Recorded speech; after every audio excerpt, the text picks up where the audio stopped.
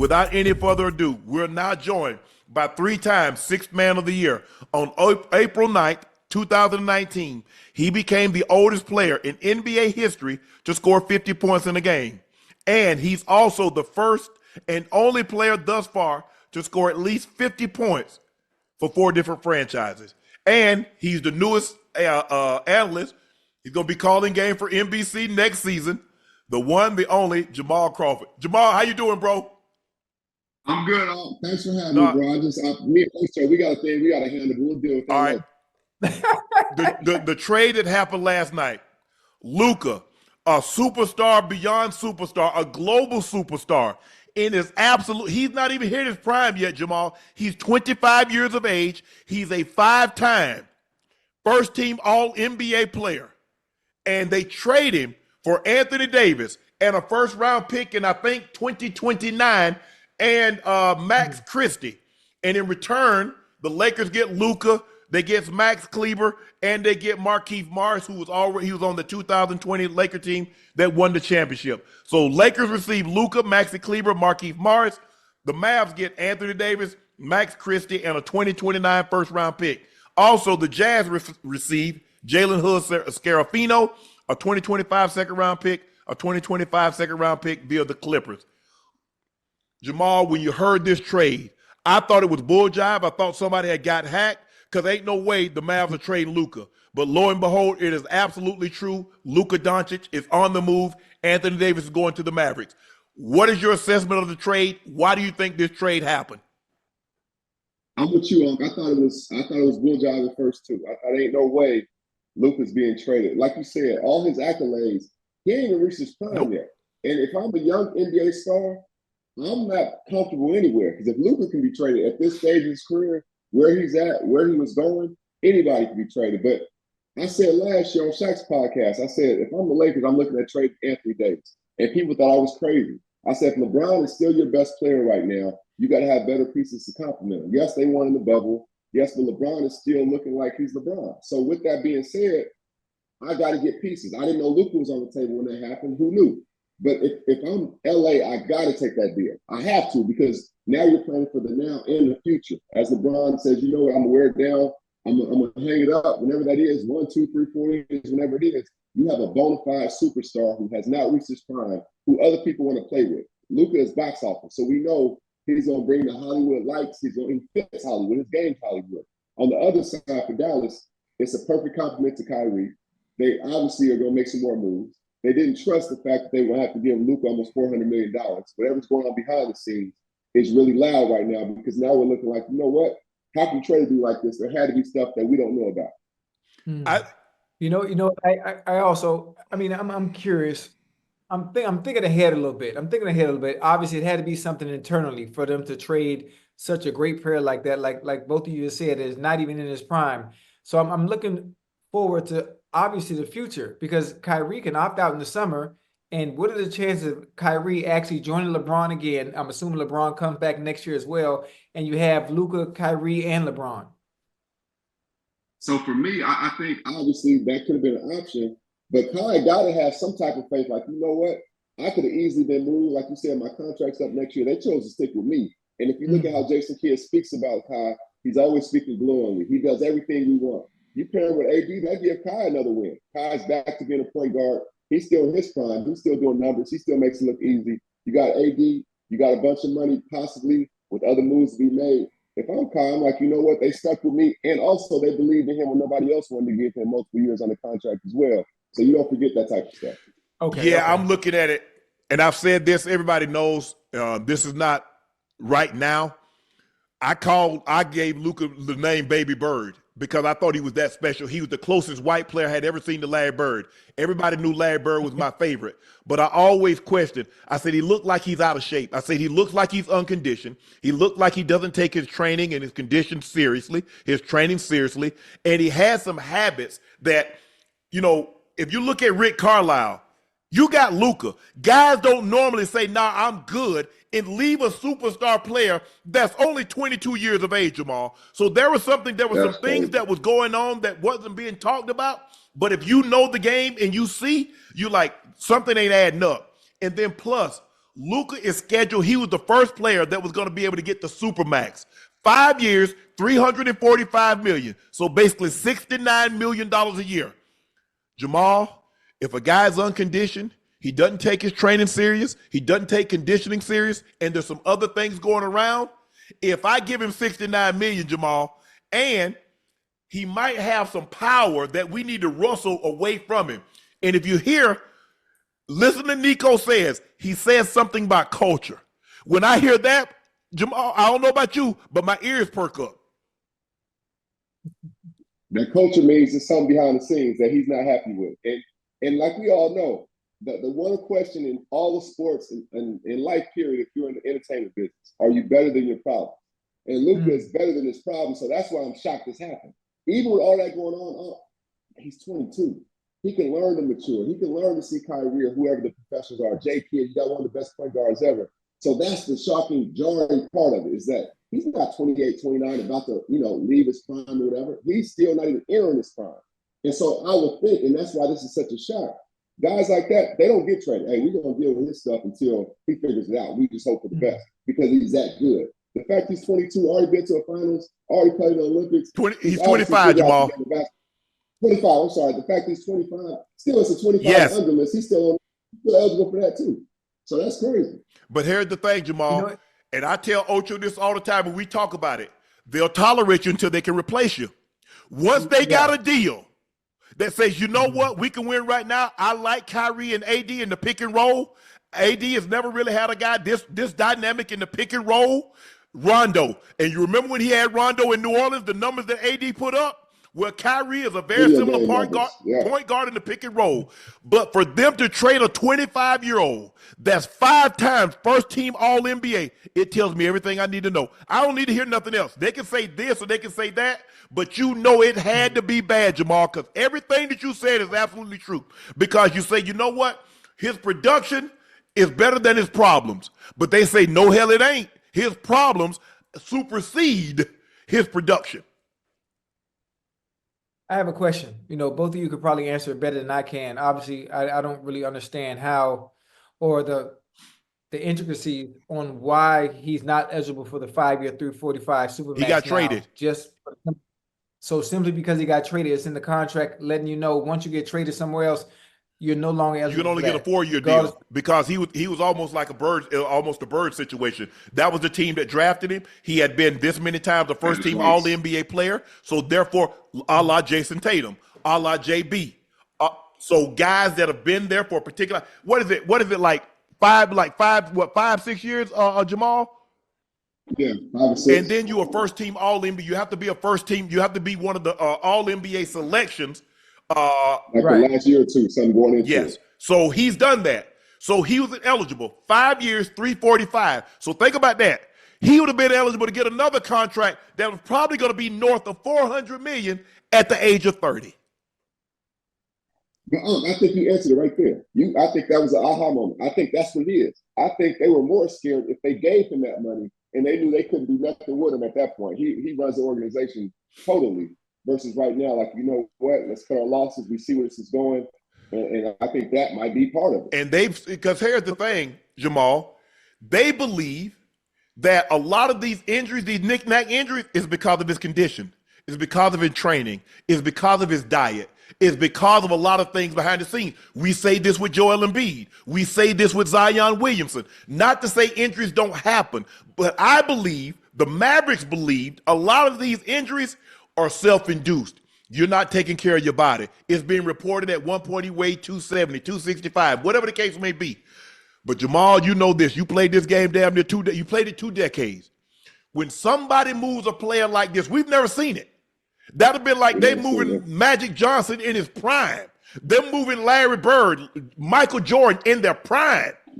25-year-olds don't get moved unless the behavior is so egregious. They say we just can't control it. But we see this. Go ahead, Ocho. Ma, your eyes and your ears are still, even if you're not playing, your eyes and ears are still with the NBA. Do you know, have you heard anything what the issue might be, where it came to a head where they just had to get rid of him? I mean, let's just take a step back and think about when they went to the finals, right? Luka's having a celebration beer. Mike Conley grabbed that so quick. So you can't speculate, but there had to be stuff behind the scenes that was just like, you know what? He's not changing what we want him to be, and if we get in this contract, it may be worse at this point. So sometimes the best way to see a person is not look, because if you look, they're gonna be on their best behavior. So sometimes you gotta say, let me just see how he's moving now. Let me see if he got a chef now. And this is with anybody, right? Let me see if they are diligent with their professionalism. You watching that just as much as you watching the talent now. But going back to how this happened so fast, let's go back and think a little bit. Nico Harrison was Kobe's rep with Nike. Rob Pelinka was Kobe's agent. So you know they had a friendship and relationship and all type of conversations they had. So that's why something like this can move so fast. And not get out. But here's the thing. This is what we know. Young athletes that hurt become old athletes to get hurt. And the worst thing you can have is an old guy that's got, you owe him $200 million, you owe $300 million. Because I just read a thing the other day where it said Joel Embiid has made $125 million for the games that he's missed. You want that on Luka? You want Luka's salary? $345 million? And here he is. And they believe that those injuries, a lot of those have been exacerbated by his condition. And you remember he was nursing a knee injury last year in the championship game. In the NBA finals. And leading up to the finals, we like, well, how long can he go on that look? So now you hear culture, you see a guy that has no interest in playing any level of defense, not at all. Listen, some got to give way. You know, everybody's going to have flaws. When you think about NBA players, hell, even NFL players, everybody has their strengths. His strengths and his identity is on the offensive side of the ball. So you know what you don't get from the defensive side of the end, but he's so great at what he does offensively. Hell, you got to take that. So, how do you like this for Lakers? You watch Lakers close as anybody. How do you like the fit? I just don't. Here's the thing. LeBron is at the age he can't play consistent defense. Luka doesn't play any defense. You traded your two best defenders, your wing defenders, Max Christie on ball, and AD, your help defender on ball, can defend 1 through 5. He's tremendous in the pick and roll. He's great at weak side help. Look, you got guys that can score, but who can they stop? I understand. This is what the Lakers, and I've studied the Lakers and I know the Lakers. This is what the Lakers do. They got Wilt because they love superstars. In LA, you got to have them. Yeah. You cannot get them. You cannot survive as the Lakers without superstars. So they go get Wilt, and then they follow that up with Kareem, and they go get Shaq, and they go get LeBron, and now they go get Luka. You got to have that if you're going to be LA. If you're going to be the Lakers, you look at the Dodgers. That's what they do. You see Shohei. You see Mookie. That's what they do in order for you to survive out here. That's why they went and traded for Matthew Stafford, Ocho. You got to have a star. You got to have stars. Aaron Donald. You got to have stars to survive out here if you want to win, because there's too much going on in LA. We got beaches. We got Samo. We got rooftops. You got so much going on. And if you don't win, they're not coming to see you. But I'm telling you, I don't care. See, that's the notion that people make, Jamal, and you know this. A lot of times people say, well, as long as I'm doing my job, you shouldn't care about. No. It doesn't work like that. Because, see, your job is being a professional. That's your job. How you conduct yourself while you're doing your job, that's called being a pro. And say, we don't like the pro. We love the professional because he's giving us 29, 32, 34, 9 and 9. We know what he can do. But that pro eventually will catch up with us. His behavior and the way he does things that say, nah, we got to nip this in the bud. We got to break his plate at 25 because he's going to become Bro, we let him get 2 years into $60 and $70 million contract. Hey, that joker might come in. Hey, he might come into the game drinking a beer. He might come to and smoking on hookah. Because we know Luka love his hookah now, Jamal. He love his hookah. Luka let a hookah. He let a hookah. And when you sit back and look at it, Rick Carlisle left. He refused the contract extension. He had Luka at 22, 23. What coach you know would walk away from LeBron? Walk away from Magic Johnson, Larry Bird. That's what Luka's a comparison is. I'm not saying he's not won a championship. He hadn't won an MVP, Right. but that's what he is in today's terms. Ain't no coach walking away from that. Coaches might get fired, but coaches, because they know how hard it is to get one of those guys. Those guys like Luka, they don't come out in the draft every year. A LeBron, a Magic, a Bird, they don't come. So if I get one, I will keep this joke as long as I can. As long as they'll have me, I'll stay. Yeah, and that's why this is so shocking. Like, we have never, ever seen this. And it's so open-ended, and it was so shocking. All we can do is speculate. We don't wish nothing bad on nobody, but we got to figure it out, right? Like, that's our job, to figure it out and educate people or give them a little bit of insight of why this happened. Who knows if it's, how they felt his body would be in 5 years. Like, all that stuff plays a part. But what's going to happen is where he's going and where Anthony Davis is going, and how, if the culture, quote unquote, changes, we're going to see in the next year or two how things lined up, and we'll have our answer in the future. I also think now he just lost $117 million, Ocho. Basically 1 year. Can he get? It cost him It cost him $117 million. Now, if that don't get your attention, it should have your undivided attention. Now, I don't know where y'all who makes $117 million a year. Maybe some CEOs, maybe Cristiano Ronaldo, maybe Mbappe. Yeah. Hey, maybe some of them, but ain't a whole lot of players making $117 million in salary, Jamal. And you get California taxes. Yeah. Now you got, just think about it. You could have been in Texas, no state income tax. Yeah. It's 13.5% in California. I don't know if you noticed anything. So 40 million, they gonna take 13.5%, that's 10. So they're gonna take 4 million, another 3. So they're gonna take about 6 million from you right there, Ocho, on 40. Hey, listen, let's say he missed out on 117, right? Whatever he missed out on. Let's say he gets himself together. Gets himself together, gets on the right track. Is it still a possibility he can recoup that money on the back end in the next deal? It all depends. Hold up. He's a big enough superstar that he can have deals outside because he projects. That's one thing. He projects globally. Right. So yeah, he can make that money, but you can't make up what you miss. It's kind of like time. Because let's just say for the sake of argument, Ocho, he signs this deal with the Lakers, so 117 minus 140, 345. So he gets 228. 228 good money. But just think, Jamal, you remember when Boogie missed out on what, 200 million by getting traded to the Pelicans. And then he gets injured. Never saw a payday again. Yeah. See, that's the thing, Ocho. You see, we're under the assumption, and we hope, we knock on wood, that nothing happens. But when you're continuously overweight, you put stress on your body. Your body ain't used to that. Your body ain't used to being trying to go up and down that court on a nightly basis, Jamal. At least 2 nights a week, sometimes 3 nights a week. When you meant to be 220, all of a sudden you trying to play at 260. Something got to give, Ocho. Something got to give.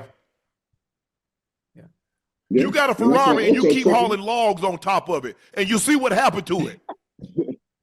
That's like Ocho talking about he gonna play me one-on-one and he drinking Coke. You can't play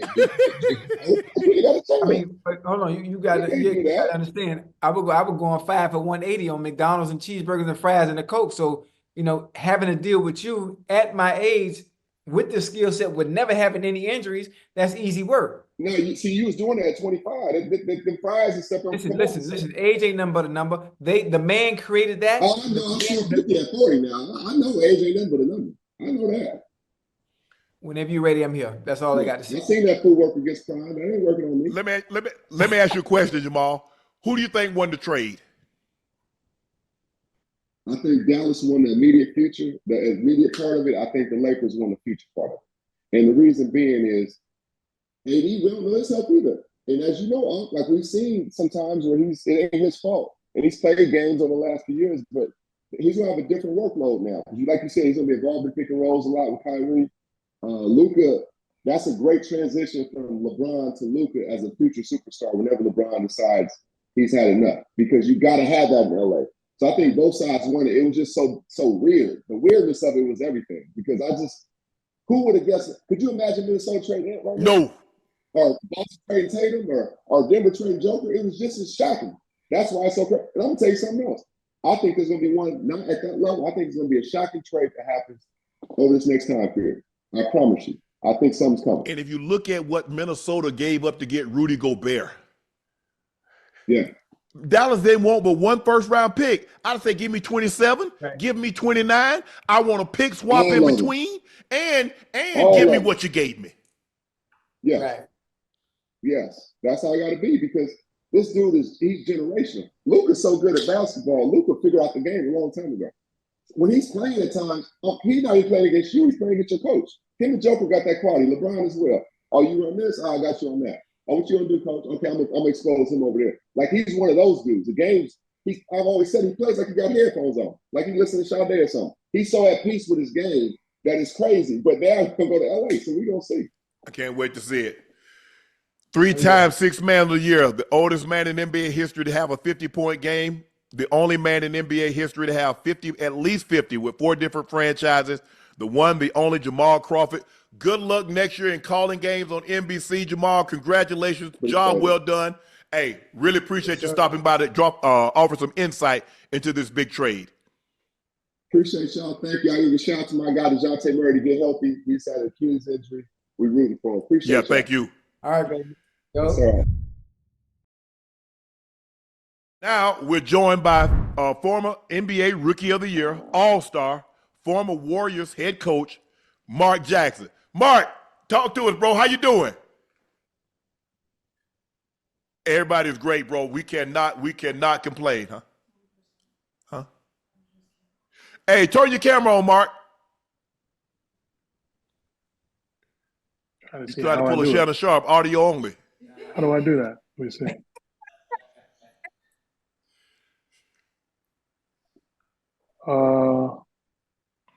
There you go. There you go. Coach, What's what's up, going Coach? on, man? You good? What's up? What's up, baby? Y'all You killing good? it, man. Happy, proud for y'all. Appreciate it, Mark. Yeah, appreciate Mark, let's get into this trade, it. bro. It came out of nowhere. Normally, trades like this, it had to be a special type of relationship because you had to sit on it. Because prior to it dropping, there was no win of AD getting traded, nothing about Luka getting traded, and then boom, you're trading a 25-year-old, 5-time first-team All-NBA player that hasn't even reached his prime yet for Anthony Davis, a first-round pick, and Max Christie. Talk to us about the trade. You coached this game. You played this game. Talk to us. How does a deal like this happen? But we don't know the truth of everything. That's first and foremost. This is an incredible deal that was pulled off by the Dallas Mavericks and the Los Angeles Lakers, primarily Nico Harrison and Rob Pelinka. It is, in my time of playing basketball, following basketball, coaching basketball, it is the most shocking trade pulled off without anybody leaking it, without anybody knowing anything about it. And then with everybody that got wind of it, thought it was a fluke. We thought it was a fluke. I got 10 phone calls in a minute span saying this can't be real. Can you confirm it? I'm like, I don't know. I can't confirm it or not. It's shocking. Like you said, a 25-year-old guy, 5-time first team All NBA, generational talent. One thing I would have done if I was Nico Harrison and Dallas Mavericks, I'm not minimizing it to the Los Angeles Lakers and that one phone call. I am opening up the bidding for Luka Doncic, letting everybody know. Everybody's well aware of what he brings to the table. I got to assure. Now, the best deal may be Anthony Davis and the deal they got from the Lakers. I doubt it. At least I would have made sure the Lakers sent both of their first-round picks in. But but at the end of the day, you can't underestimate. He got a elite first ballot Hall of Famer in Anthony Davis, whose only concern is staying healthy. When he's on the floor, he's a dominant basketball player. And I believe it helps both teams if the Lakers do continue to add by adding a big. Both teams have a legitimate chance of winning it all. The Lakers because they have 2 guys that can control a basketball game at all times on the offensive end. Dallas Mavericks because they have a legit big man that prefers, from his own words, to play the power forward position. Now has 2 young, athletic, energetic bigs to protect him. And then you have a guy like Kyrie Irving, who's a special generational talent in his own right that can do some similar things as Luka and can carry them on the offensive end, create an offense for himself and his teammates. Heck, my former lead assistant Pete Myers, who played for the Chicago Bulls, was a brilliant basketball mindset. A Hall of Fame general manager once said to him, "Do not make a trade that can cost you your job." And that's what Nico Harrison did. But I give him credit because so many guys willing to just cruise along. I can win 20 games, 30 games. I could go to the lottery time and time. I could be bad, and I got an excuse. He swung for the fences. And the only gamble, I think, he gave up a home run talent. But Anthony Davis has got to stay healthy, and they'll be good for the foreseeable future. Hey, Coach, listen, for someone who played the game for a long time, for someone who coached the game as well, as a coach, and you think about it, I just want you to put your GM hat on for a quick minute. What can a player do to the magnitude and where it's that egregious to you trade somebody that young, that's that spectacular, and brings that much to a team, especially from an offensive standpoint? You got to talk to me. Just give me some type of better context on what could a player do behind the scenes that could warrant such a trade for someone so That's what good. makes it shocking to me, and I think that's a great question. And what I don't like is all of a sudden stuff come out that didn't come out all along. So let's be fair to him. But at the end of the day, right, the things we know about, he can be a better conditioned athlete. He can be better committed on the defensive end. He can have a better competitive fight and spirit defensively, not every fifth possession or every 10th possession. I could show you 50 clips of Luka Doncic more than capable of defending and having game plan discipline on the defensive end of the floor. I can show you 200 clips where he lays down, points the finger, and blames somebody else.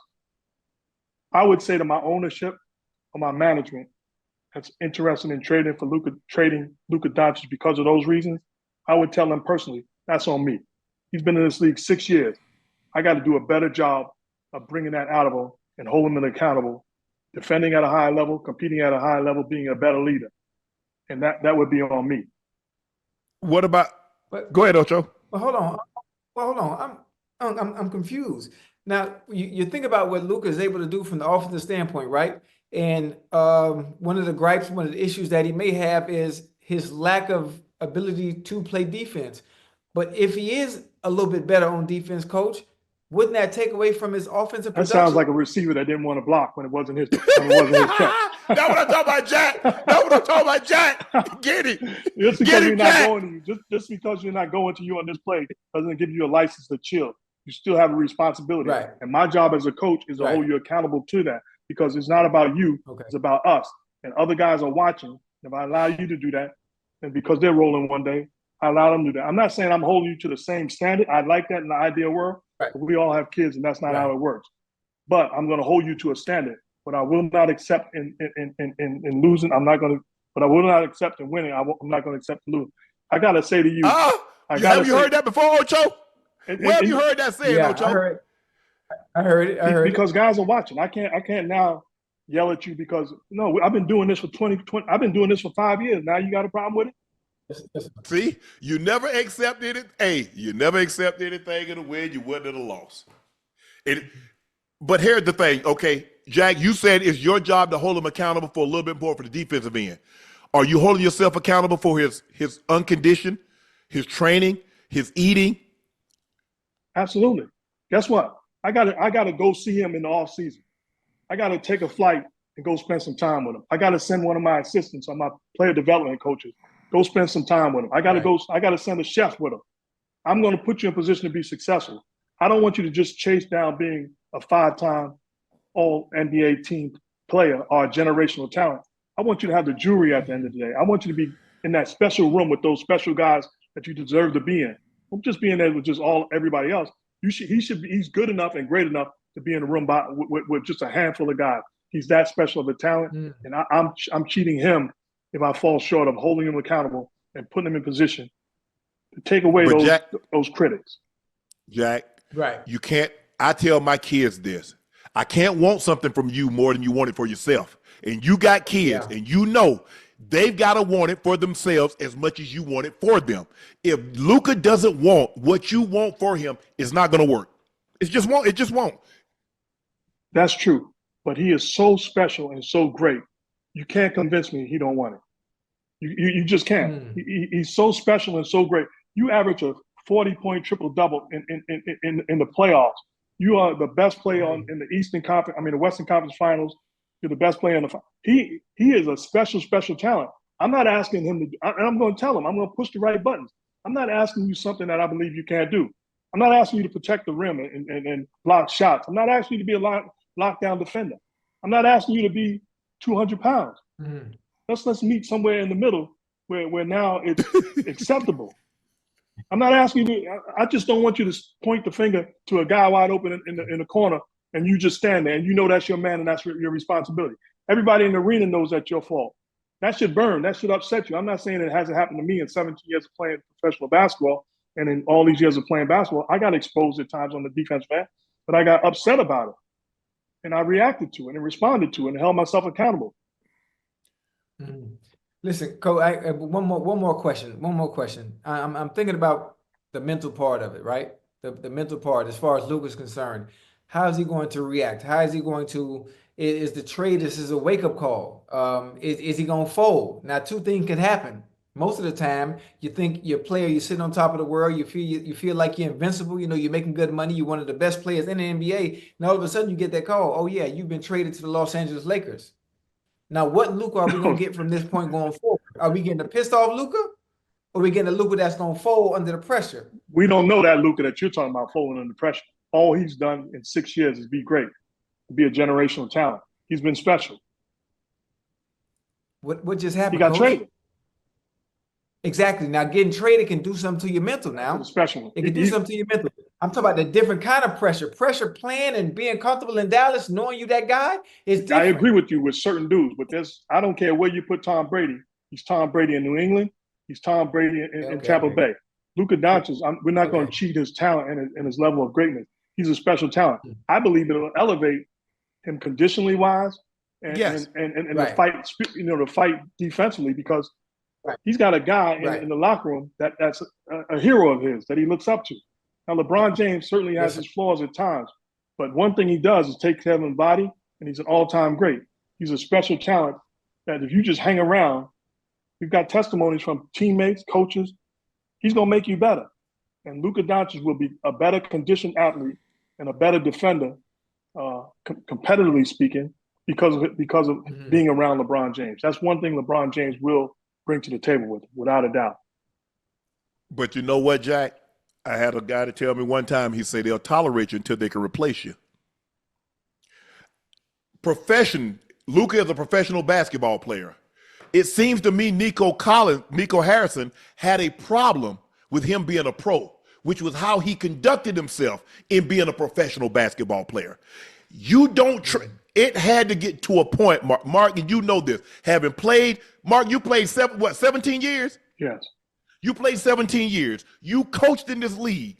In order for you to trade a generational talent, because we've never seen it happen before, at 25, the behavior behind the scenes, it had to be egregious. There's no other way around it, Jack. There's no other way. You're right. That 25-year-old generational talent, we've never seen it before unless he asked to be traded. That's a different ballgame. This guy didn't ask to be traded. He said he wanted to spend his life as a Dallas Maverick. So there is clearly something that made them pull the trigger and make the trade and pick up the phone and call it the Los Angeles Lakers. I don't know what it is, and that'll come out at some point. It's going to come out. But if it don't come out in the wash, it'll come out in the rinse. He's too great of a player that you just decided to pick up the phone. No, I can handle think about it. With his lack of defensive intensity for 48 minutes and his lack of conditioning overall, the dude was still a 5-time first-team All-NBA player in 6 years. Yep. So I'm going to live with some of that and try to make him better. I'm not just going to pick up the phone on a random day and call the Los Angeles Lakers. Right. So it's something that pushed the button to make them make this call. But Jack, my antenna raised when Rick Carlisle wouldn't sign the contract extension. You know how hard it is to get a generational player. They don't fall on trees, and a lot of coaches never get an opportunity to coach a generational talent. Rick Carlisle didn't accept the contract extension, and he had a 22, 23-year-old Luka. That should have raised the antenna. But Rick really raised my antenna when I heard Nico Harrison say culture. When you hear that, Jack, I know your antenna raised too. because we see this with Zion. We believe his conditioning plays a role in his injuries. We see that with Joel Embiid. We believe his conditioning plays a role in his injuries. They believe, I believe, it is my estimation, and I'm just looking at this from a distance. I believe the Mavericks believe that Luka's condition or lack thereof, his training, his eating habits, play a role in those injuries. And I got to give you $70 million this summer for next summer for 5 years? Oh, no, Jack, I can't do that. Oh, I could do it. Oh, no. Oh, I can do it. And you would do it too. The guy's a top 5 player in the world. There's no question about his ability. The thing I got a problem with is we compared him to Joel Embiid and Zion Williamson, 2 guys that have a tough time staying on the floor. That's not Luka's issue. He plays hurt. He plays hobbled. Not 100%. Doesn't take care of his body. Not in the best condition physically. He doesn't come in shape and can't, but he plays. He loves to play. Those other 2 guys have missed a substantial amount of games. I think culture is the conditioning. It's how we act on the bus. It's how we act on the plane. It's how we act in the locker room. We don't know that story. I'll give you an example. Jimmy Butler. Report come out. Jimmy Butler had the plane waiting for an hour while everybody waiting for him. Are you kidding me? That's not on Jimmy Butler. That's on me. I'm not waiting an hour for nobody. That's what happened? Reporters. The plane is taking off and we're leaving Jimmy Butler. If you wait for Jimmy Butler, then you're setting yourself up for disaster. You're setting yourself up for a culture that allows that. No, we're going to set the tone right away. We're leaving this guy. And if he shows up to the game, he shows up to the game, we'll handle it then. But what kind of precedent are you setting with Luka when you know he's out of shape, when you know he's not conditioning properly, when you know he's not training properly? The dude is averaging 30 and 9. He's the best player on the floor every night. Yeah. So you got to find other ways to push the button to get him to respond. Right. You gotta pull him in the office by yourself and talk to him. You got to pull him in the office with Kyrie Irving. You got to pull him in the office with the GM. You got to pull him in the office with ownership. Bring in some former greats. Bring in Dirk Nowitzki. Whatever trick you got to do to push the button. Dirk's there. No, whatever. He sees Dirk every day. Whatever the trick is you got to do to push the button, your job, my job is to find that button and push it because he is great and he's an all-time great. But I want to put him in that special room that he deserves to be in. I'm not like this guys you had to talk up to be great. When he walked into this league, he was great. You don't have to hype him up and talk him up. He's great from day one. So now let's get you into that special room. And it's something that you deserve. And you're cheating yourself. Forget about me. You're cheating yourself if you don't put yourself in the best possible position to get there.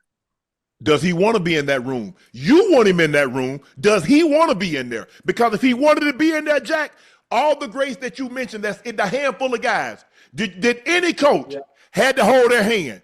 Jordan, Kobe, LeBron, Bird, Magic, Kareem, give me some more. Elijah Wan. The handful of guys that's in that room, did they have to be spoon-fed? I don't. Hey, do you think, Jack, you think the culture and where he comes from is a little bit different as opposed to all the guys that Unc just named and their approach to the game of basketball? Maybe that might be the issue. It might have something to do with it, but the dude was a pro at 13 years old. He's been a pro since he's been 13 years old. He's a special talent. And I agree with you with those guys that you named. But there's some guys, and I don't have them off the top of my head, but some guys had to be pushed along. Some guys didn't love basketball, and they're in that special room. Tim Duncan didn't touch the basketball until he got into high school, I believe his junior year. He was a swim dude. He was an elite swimmer. He's in that room. Luka Doncic is great enough to get in that room, and I believe he's going to get there. And I believe putting on purple and gold and having a new challenge in his life is going to get him there. But he also has to have coaches, management, ownership, leadership in that locker room that holds him accountable and has the same voice as the people that's trying to pour into his life instead of high-fiving him and hugging him and giving him dap when he won a ball game. So let's talk about you won the game, but how about the defensive stop that you gave up on that almost cost us the game? So we can have that conversation too. Got to surround himself with people that are not yes men, but hold him accountable and push buttons and inspire him to want it as bad as we want it. Short, long term, Who do you believe won the trade? Short, long term. I love AD to the Mavs. Kyrie in the pick and roll. Great help defender, can defend 1 through 5. Tremendous in the pick and roll. Can help with weak side defense. The Lakers got a little lax on defense. LeBron can't sit in the chair anymore at 40. Luka, we talked about that, doesn't really want to play. Austin Reeves, people attack him because they can. The Lakers got substantially weaker on the defensive end. They set themselves up for the next 10 years, though. You can't take that away from them. I think both teams are in position to win a championship. If you're the Lakers, your next move is your best move. They got to find a big to clean up some of the mess and protect the weakness that they have on the defensive side of the floor. Protect the rim, play the pick and roll, hold the fort down a little bit as dribble penetration affects you. I like what the Dallas. I think both teams have helped themselves, because I can't undersell how great Anthony Davis is, and clearly I already raved enough about Luka Doncic. It's going to be interesting to see how this thing all plays out. But I think the Lakers cannot be judged on just winning a championship or not winning a championship this year. They got a generational talent, which is hard to find, that puts them in position for after LeBron James leaves. But let me ask you a question. Let's just say, and I'm hoping, hey, I root for the Lakers. I'm hoping Luka's like, man, I just cost myself $117 million. Everybody believes I can be special. I am special. Let me do what it takes in order to be in that room that Mark Jackson keeps talking about. There's only a handful of guys in there. There are only a handful of guys that deserve to be mentioned of being in there. There are some guys can peep in the room, but there's some guys that's sitting at the table in the room. Right. Let me get on my conditioning. Let me hire me a chef. Look, I'm not saying I'm not saying Michael Jordan smoked more cigars than anybody, and still up with that there and bust them up, Mark. Some guys drink. Some guys can do that. But the one thing you know about MJ, he came in shape. LeBron loves his wine and occasionally gets a cigar, but he don't cheat the process. And the one thing about those guys that are in that room, they didn't cheat the process. You're right. Tim Duncan didn't play basketball until high school. But Pop, he was coachable. Pop got on him to coach everybody else. Tim Duncan, when he stepped on that floor, you know what you're going to get. But you also knew he was a pro off the court. He was going to come in shape. He was going to be conditioned, and he's going to be ready to go, and he didn't have no ticky-tack injuries. It points the finger directly to the player. They got to want it. And I believe that he's going to be in that room because his talent tells me that he's going to be in that room. I believe he wants it. I believe this situation will enhance his desire to prove people wrong. And I believe that if you are a general manager, ownership, or a coach, or a superstar player playing alongside of him, you also have a responsibility to hold him accountable and to deliver the message to him when he's falling short from that. And I believe he's got to be able to be man enough to empower those people to do exactly that. Because at the end of the day, I know they want what's best for me. If they want what's best for me, then it's going to be what's best for this team. And ultimately, I'm going to be in that room. What he doesn't want to do is what you talked about, put his head peeking in that room and then he get pushed out of there. No, he deserves to be in that room constantly because his talent tells us that. Oh, yeah. Let's talk about the other trade that happened today. De'Aaron Fox going to the San Antonio Spurs, Zach LaVine going to the Sacramento Kings. It seems now, guys will sign that first extension, get that guaranteed money, and then after that, they're on the hunt. You see D Fox, he's on his way to San Antonio. He wants to play with Wemby. Nice squad there. You see Zach LaVine. Zach has been reports that Zach LaVine has wanted to get out of Chicago for an extended period of time. He's reunited with DeMar DeRozan in Sacramento. You have to like Sacramento with Malik Monk, DeMar DeRozan, Zach LaVine, Domantas Sabonis. They got a nice squad. Keegan Murray. They got a nice squad. What I like about Sacramento is De'Aaron Fox obviously displayed his willingness to be traded. He let his feelings be known, and they made a trade, but they didn't surrender the season.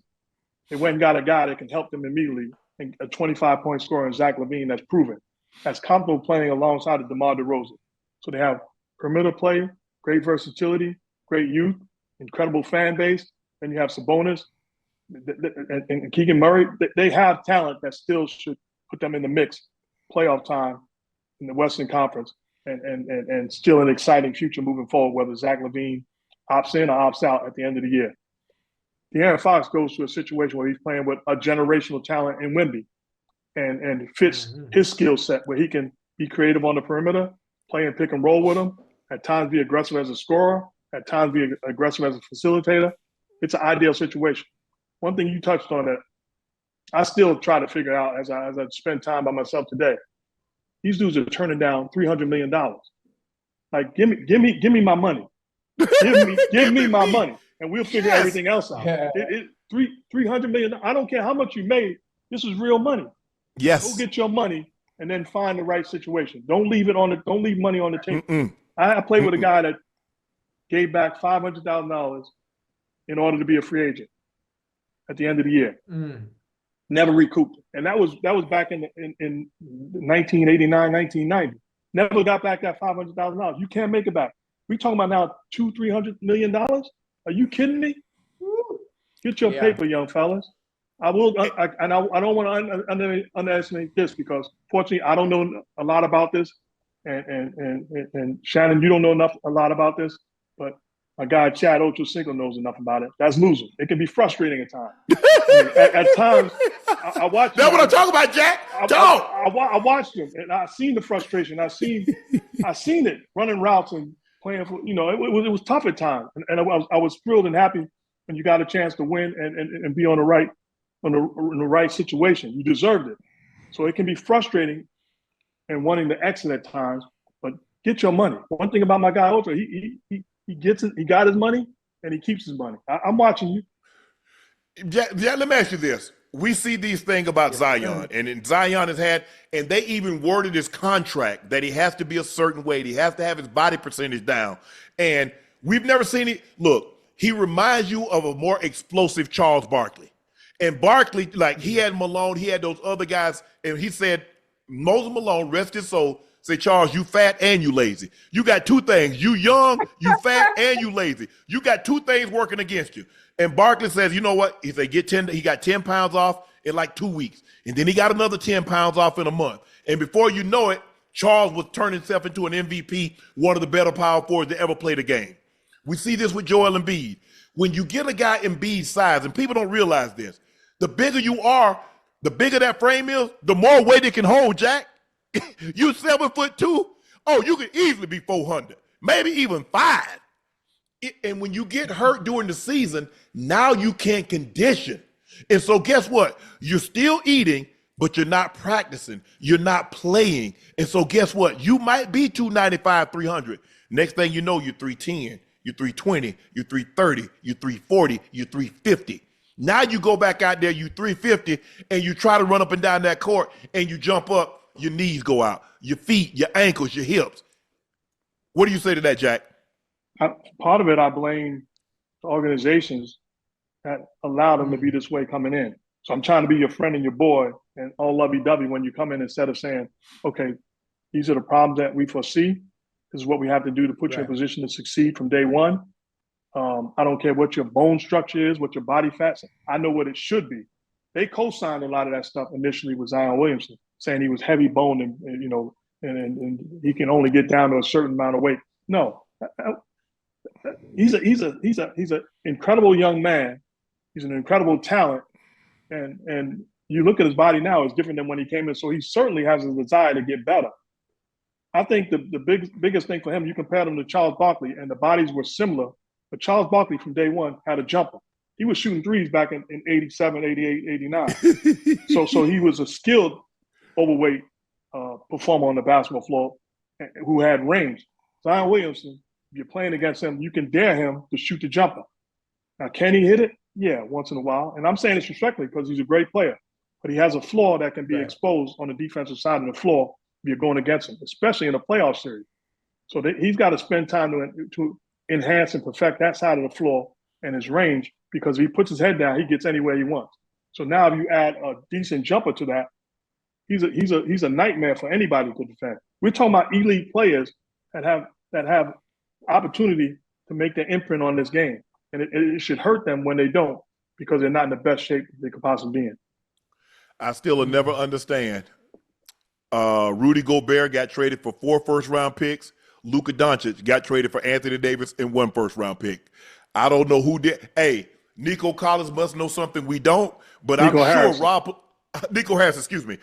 Rob Pelinka says, thank you. Just imagine if Thank you were you. sitting at home and got a call. You interested in Luka? Heck yeah. Hell yeah.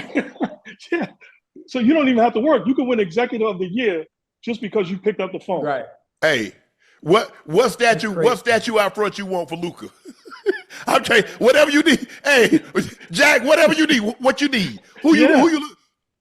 We talking about a guy that's after 25. LeBron. Yeah, after LeBron, he's gonna still be playing. I don't care how much time you give LeBron. Luka Doncic will still be your franchise player when LeBron exits the building.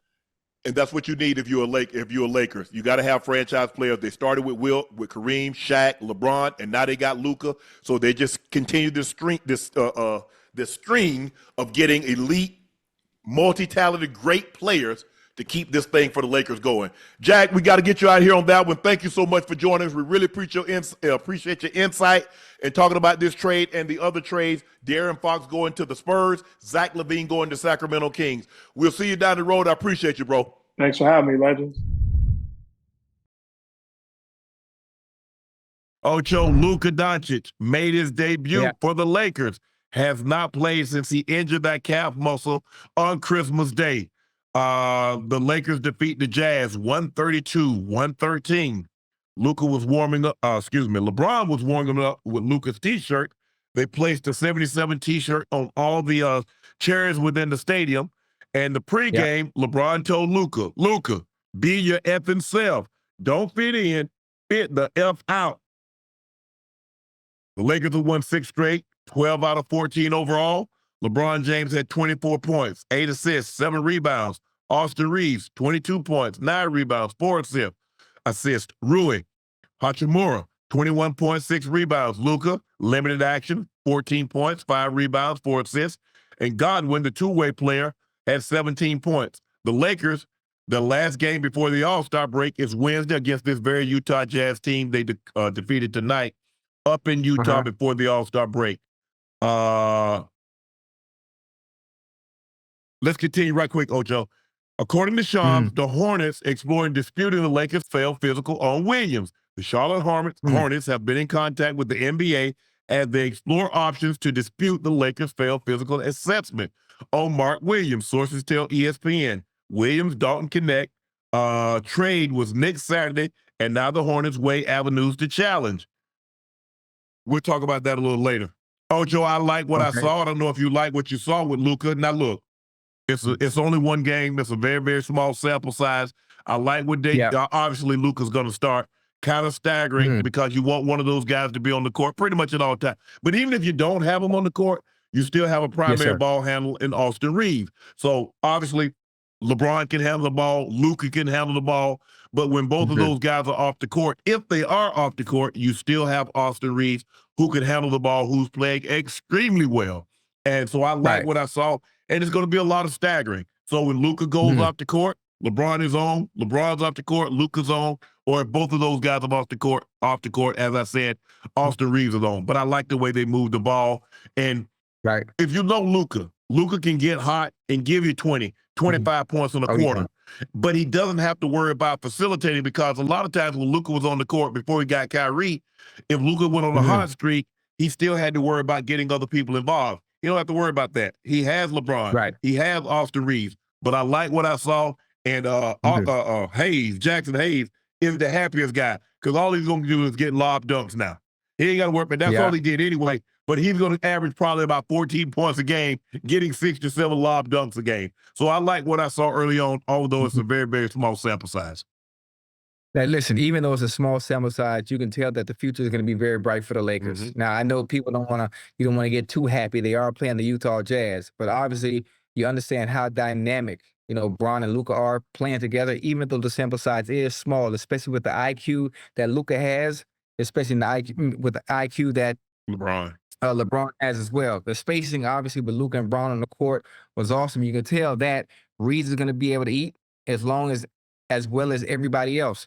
So I'm excited for the Lakers. I still don't think it's enough to be able to compete and contend for a title. I still think they need another piece. I could be wrong. You can tell me. You would know better than I can. I still think there would be you would need another piece to add to that puzzle to be able to challenge out there in the West. They need a big. The only big they have is Jackson Hayes, and I don't think that's enough. You only want to play Jackson Hayes somewhere between 14, 20 minutes a night. He's not a guy that you're going to run out there and play 25, 30 minutes, 35 minutes a night. That's not what he is. He's not been that player in his NBA career. So you probably need another big. That's why they tried to trade for the Williams kid. But as I was reading earlier, Ocho, he failed a physical. Go ahead. And now I have a question. When it comes to failing a physical, is it due to past injuries, or does he actually have an injury right now to where he couldn't pass it? Well, you know what happened. How that works. Oh, so you know what happens when they bring you in there, they test you out. They start pulling on your joints and your shoulders and your knees and twist your ankle. Are you okay? They give you MRI. They give you, all that other stuff. But here's a guy that's been, he kind of has an injury history. Okay. So I don't know why y'all so anxious to get up for him. If he's so good, y'all should welcome him back. Right. But clearly there's more to it than what's going on. It's like, hey, we thought we had another shooter. Cause we know what Dalton was. Yeah, he's kind of cooled off a lot. Early on, he was really letting it fly. Had some big games shooting the 3-ball for the Lakers, can put the ball on the floor, can finish at the rim. I know the Lakers really like him, but sometimes you have to give up something to get something. And they realized they needed a big. Luka likes playing with very athletic bigs because he can get into the paint. He can dish a lot of lob dunks. Go look at Lively. Go look at Daniel Gafford. Look at the guys that he's played with. Guys get a lot of easy baskets because, hey, he's going to get into the paint because he can change speeds. He's really herky-jerky. But right now, I think that's the thing they're missing. They're getting better at shooting the ball from outside. Gabe Vincent is getting better at shooting the 3-ball. He's finally getting his legs back. Last year was a wash year for him, and he's finally starting to shoot like the Gabe Vincent that we saw his last year in Miami when he really let the ball fly, helped that team get to the NBA Finals, but end up losing to the Nuggets. Austin Reeves has been on a tear lately. He's been unbelievable. He's just getting better and better and better every year. Would I be surprised eventually if he's not an all-star? I can see it happening. Now, it's going to be hard because he has Luka and he has LeBron on his team. But here's the thing, Ocho. He's going to be getting the third best defender. You've got to give one of your best defenders, especially the wing. He's got to guard Luka. He's got to guard LeBron. So now it's kind of like that third receiver. If you got two dogs outside, that third receiver like, man, hey, y'all give me the third or fourth corner.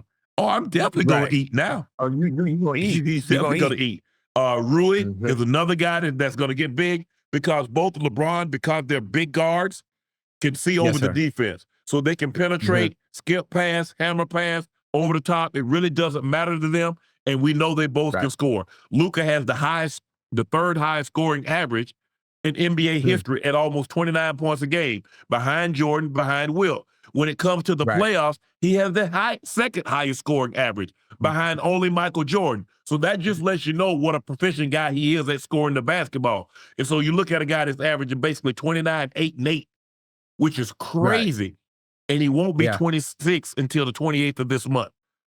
So the Lakers have someone to when LeBron finally decides if and when that's going to be, because this is going to take a lot of pressure off LeBron, Ocho, because he's not going to have the workload of having to bring the ball up the court. He's not going to have the workload of trying to have to facilitate for everybody else.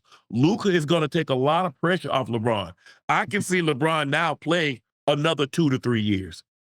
Right.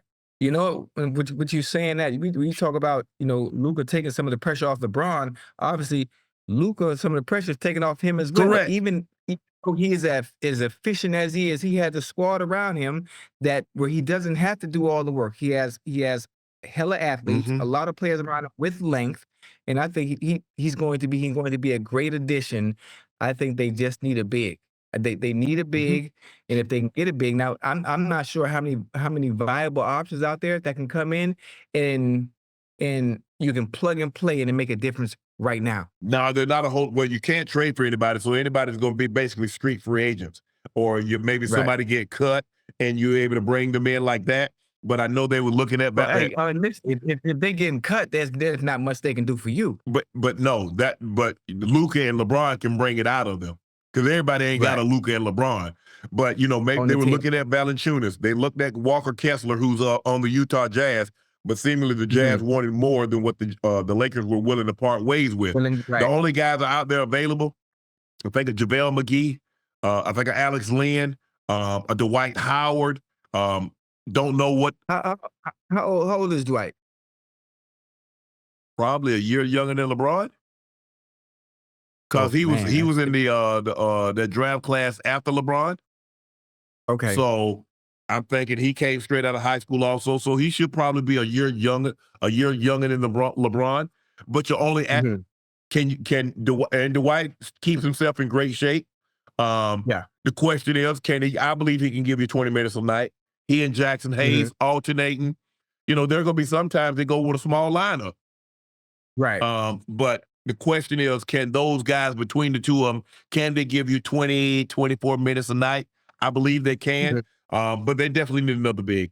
Jackson Hayes is not nearly enough. Like I said, you don't want to play him a ton of minutes. He's an energy guy. He's going to block some shots. He'll challenge some stuff at the rim. But he's a good role player. And the thing is, you don't have to run plays for him because you got enough scoring. You don't need other guys that you have to run plays for. You got Luka, you got LeBron, you got Austin Reeves that can score. You got Rui. You got 4 guys that can score. Now you need bigs. I ain't got to run no plays for you. Get it off the rim, putbacks, lobs. Can you rebound? Can you challenge stuff at the rim? Because when you give up Anthony Davis, you give up one of the premier defensive players and one of the premier defensive players, but he's one of the best two-way players also that's in the game. Right. But you gave that up because he was your last line of defense. He did a lot of covering up. Anthony Davis is like makeup. All the unlimited plan. That's your phone. The blemishes that you have, he could cover it up. And so that's what you need. That's what you need. And so can Jackson Hayes block the shots? Yeah. We know Dwight. We know JaVale McGee can challenge shots. We don't know how much tread they got. But look, you're not gonna get a Jokic. So stop looking at something right. So you just have to basically hope that one of these guys that they're able to secure can give you valuable minutes because Luka and LeBron is gonna give you plenty. Now, I obviously don't know. I don't know how basketball works to the extent that you do. During this break, during this All-Star break, isn't that the time you want to already have a big coming in at that point so you can hit the ground running when you come out of the All-Star break and having a big, to go with everybody else? Yeah, I mean the question is that Rob is probably scouring. They're looking at, but like I said, there's not a whole lot out there. It's not like you got a cream of the crop looking a litter. Yeah. So you only got a handful of guys out there. JaVale McGee has familiarity with the Lakers. Dwight Howard has familiarity with the Lakers. I don't believe anybody else is going to get cut or get on a buyout. I don't see it. I don't really see any buyouts happening. I think Alex Lynn is available. He's another big. Like I said, you're not going to get somebody that's a double-double machine. Most of the guys going to have older. JaVale McGee is a little older. Dwight Howard a little older. JaVale probably can give you, I would say, somewhere 15, 16 minutes a night. Dwight, maybe a little more, 16 to 18 minutes a night. But maybe that's all you need. Hey, does it matter that they don't give you much on the offensive end of the ball, though? No, if LeBron James that averages 25, Luka that's averaging 28, Austin Reeves that's averaging 20, Rui that's averaging 16, if that's not enough with the damn. Okay, that's good. And consider that you hope your bench, Gabe Vincent, can continue to get better and better. I like this this Goodwin kid that I saw, Godwin, the kid that I saw tonight that came up the bench. Yeah. He's a scorer. You can tell when he gets the ball in his hands, he's looking to get to the basket. He's looking to put the ball in the basket. So I like what I saw with him. I don't want to get too carried away. Like I said, Utah wasn't playing any defense tonight. But if you look at him, I followed him the last couple of games. He can put the ball in the basket. And he can put the ball in the basket at an elite clip. Vando is not going to give you much on the offensive end, but he's a defensive guy. Finney Smith, he's streaky. He can get hot. He can hit you about 3 or 4 threes in a game. But you're looking for him to defend at an elite level on the defensive end. Right. So Vando, Finney Smith, those are your defensive guys. Jackson Hayes is a guy that can challenge at the rim. Gabe Vincent, he's another defensive guy. So look, when you got Austin Reeves, guys going to go at Austin Reeves. They're going to attack him. Guys are going to attack Luka. Yeah. They know LeBron Mhm. cannot exert that kind of defensive energy on a The way nightly he used basis. to. Yeah. So somebody's going to have to defend. Somebody. Mhm. But Right. you're going to have to defend those guys also because you got 3 guys that can put the ball in the basket at an elite level. Like I said, I love the way Austin Reeves has gotten better. We know what LeBron Mhm. is. We know what Luke is. The question is, can Mhm. they add another piece, which I believe will be a big, that can give them enough offense, which you don't need much. Can you give us 8 points again? But what we need is defense. Can you rebound? Can you defend? Can you Right. challenge? Can you clog the paint? And Mhm. I believe if they get that, I think they'll be okay. But this, like I said, they tried to rescind this trade. I'm not sure. Look, the guy he's had some injuries. And Yeah. he's a big guy. Oh, Joe, he give you 16 points. I think he's almost a double-double, but he's injured. And most times, I mean, every once in a while, if they really want a guy, I remember, I think it was last year, maybe a yeah. year and a half ago, the Warriors, they traded for Gary Payton II.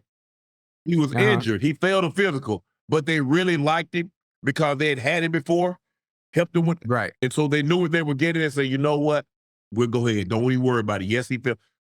We'll work with him. We'll let him take. Because here's the thing, Ocho, I'm not trading for a guy that's he injured and I gotta wait. No, bro, I need you to go. And I Right think now, that's what yeah. happened with Anthony Davis because AD was hurt and he was like, Mhm. okay, and he came back a little bit too soon. And so now Right. he tweaked that adductor, and now he's going to be out some extended time. And I Uh-huh. just saw they lost Daniel Gafford tonight. So 2 of their 3 bigs, they lost. A go. Now, Hey, go ahead. you know what's funny when I think about, do you think Anthony Davis injury history played a part in them letting him go and not I don't want to say not caring, but understanding that they could get Luka and had no problem letting Anthony Davis go simply because of his injury If history? Anthony Davis was 100% healthy and played all the games like AC Green, you're not passing up Right. an opportunity to get Luka Doncic. 25 years of age, averaging Right. 29 points a game, 8 Okay. rebounds, 9 assists. You're not giving that up. Mhm. There's never been a trade like this before, Ocho. There's Yeah. never been a Never. trade like this. Not it. First of all, Is there a trade comparable? Is there a football trade comparable to the Anthony Luka Doncic trade, or is nothing even close? no, because what happens if you go back and look at the trades? If you say, what about Kareem? Kareem wanted to be out. He wanted to Okay. leave and Right. come to LA. Actually, Kareem really Mhm. wanted to go to New York, but he ended up going to the Lakers.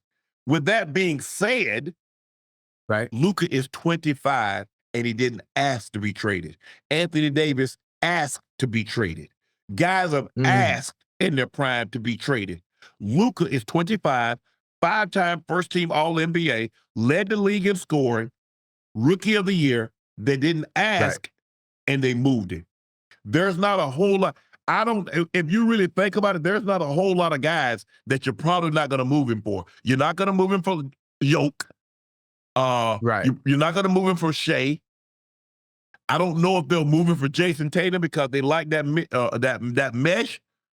But other than Mhm. that, if Nico Collins would have took that to the Warriors and say, give us KD, maybe, or Steph Curry. What about Steph is Steph? not going anywhere.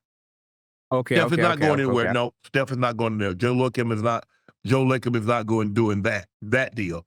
But we talked about it. What the owner said is like, okay, we finna pull some of this power back. Y'all got Right. too much. Y'all been where y'all want to go and who y'all want and yelling and doing all this Mm. screaming. That Yeah. sent shockwaves because you heard all the players talking like, hey, lets us know everybody is touchable. You know, it lets us know everybody's touchable, but we still don't know exactly what happened. We still don't know exactly what happened where you're getting off a player that's been putting up the numbers he's been putting up as consistently as he has, despite the injury and not playing since, December. Something else was going on behind closed doors, Unc. Especially for a player that's eligible for a supermax, 5-year through 45, whatever the numbers may have been. If you're that good, how do you let someone go like that? What is going on behind closed doors where you let him go knowing that you're not going to be able to replace that type of productivity. Right. You're not going to. You know, Look, I mean, you can get something for him, but it just is not the same. Luka Doncic this summer was in line to get 5 years, $350 million. That's $70 million a year. Normally, if somebody's getting that kind of money, you don't want to have any questions. I don't want no injury history. I don't want a guy that I have to motivate to do what he needs to do. One. Second, that's a lot of money, Ocho. And so what a lot of the players are thinking, well, Right. to keep somebody from getting that Supermax contract, if I trade him, now I save. Somebody else has to deal with that. But still, even if you save, that means they still can't get the Supermax once you get traded, because now that original team doesn't have the bird rights. I have a question. Yes. If you think about a player that's that good, a player that's that dynamic. Now I'm not even speaking Luka, in this sense. A player that's that great, right? With every great player, aren't there some type of issues internally? No, Think about it. I don't think. Think about some of the stories. Think about some of the stories. As great as Kobe was, as great as Michael Jordan was, Yes. do you think everything was always perfect? Well, there was no injury. All the court, because I think that what was going on and the issues they had with Luka, it had nothing to do with what he does on the court. Right. I think the thing is that the one thing, no matter what you thought, they were too driven, they were too motivated. Right. They came in shape, and basketball was the end-all be-all. Right. And so if you're investing that kind of money, you need basketball to be the end-all be-all. Now, like I said, and plus, Ocho, I need to wrestle some of this power back, because Luka is so powerful in that organization. Right. If I give him this money, he's damn near the owner. You think it made it worse? And so that seems to me. Excuse me. I hate to cut you off. Do you see the kind of money NBA players make? Yeah, for sure. Even if he didn't get the Supermax, he's still making fuck you money. Yeah. My bad. God dog it. My bad. I'm sorry. He's making FU money. Yes. All the players, in the NBA are making FU money. So now NBA owner trying to find a way to, we're going to pull and take some of this power back. Well, it's too late now. It's too late based on the kind of money they're making. Everything is guaranteed. Yes. Everything is guaranteed. So there's really nothing they can do. But here's the thing, though, Ocho. The players going to be on their best behavior, because 350, now you go down to 229. Don't do me like that. I'm just saying that's what. 229. What is there that I can't do with 229 that I can do with 350? I can do just about the same thing. That's the same thing that you said with the NFL players. What can I do with 75 million that I can do with 50? That's a bit. Think about it. And you leave Texas with no state income tax to go to California, where there's a 13% tax rate. Right.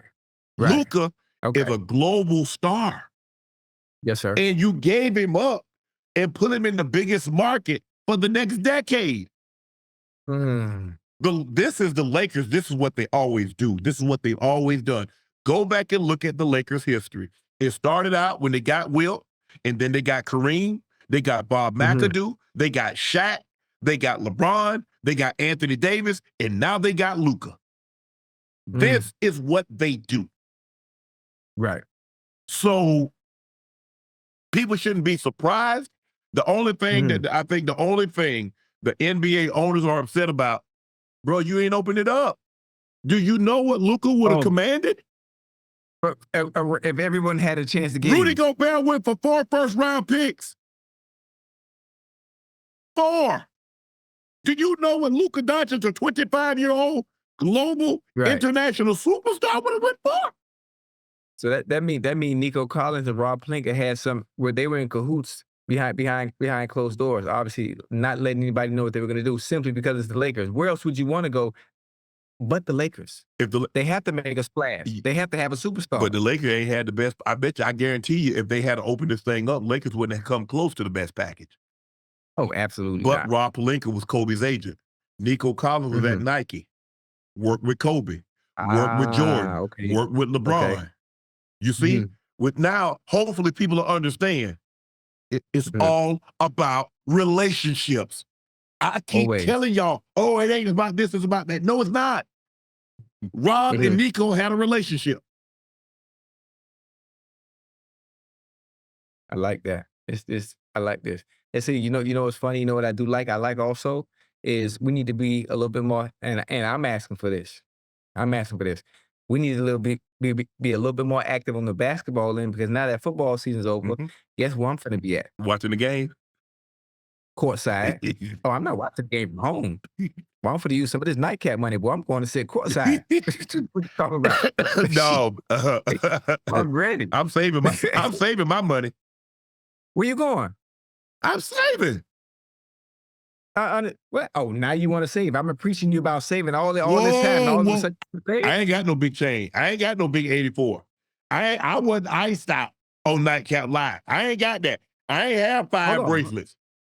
Wait a minute. Hold on. I had to prepare myself for live shows. We have a tour coming up. So that's my stuff specifically for the tour. Now I put that away, and that's not coming out again until April when it's time to go on said tour.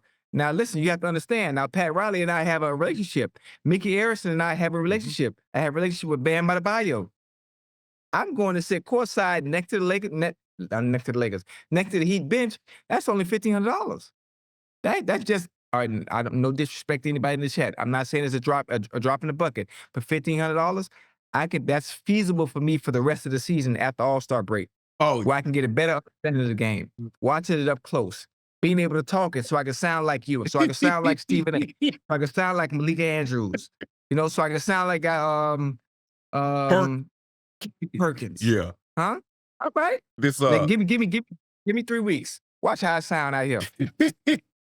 But yeah, I mean, I like what the Lakers have done. I like LeBron, but like I said, I can see LeBron playing 2 or 3 years for the simple fact the workload that he will. The question is mine, like you said, because he's LeBron James and he's been great since he stepped foot in the NBA.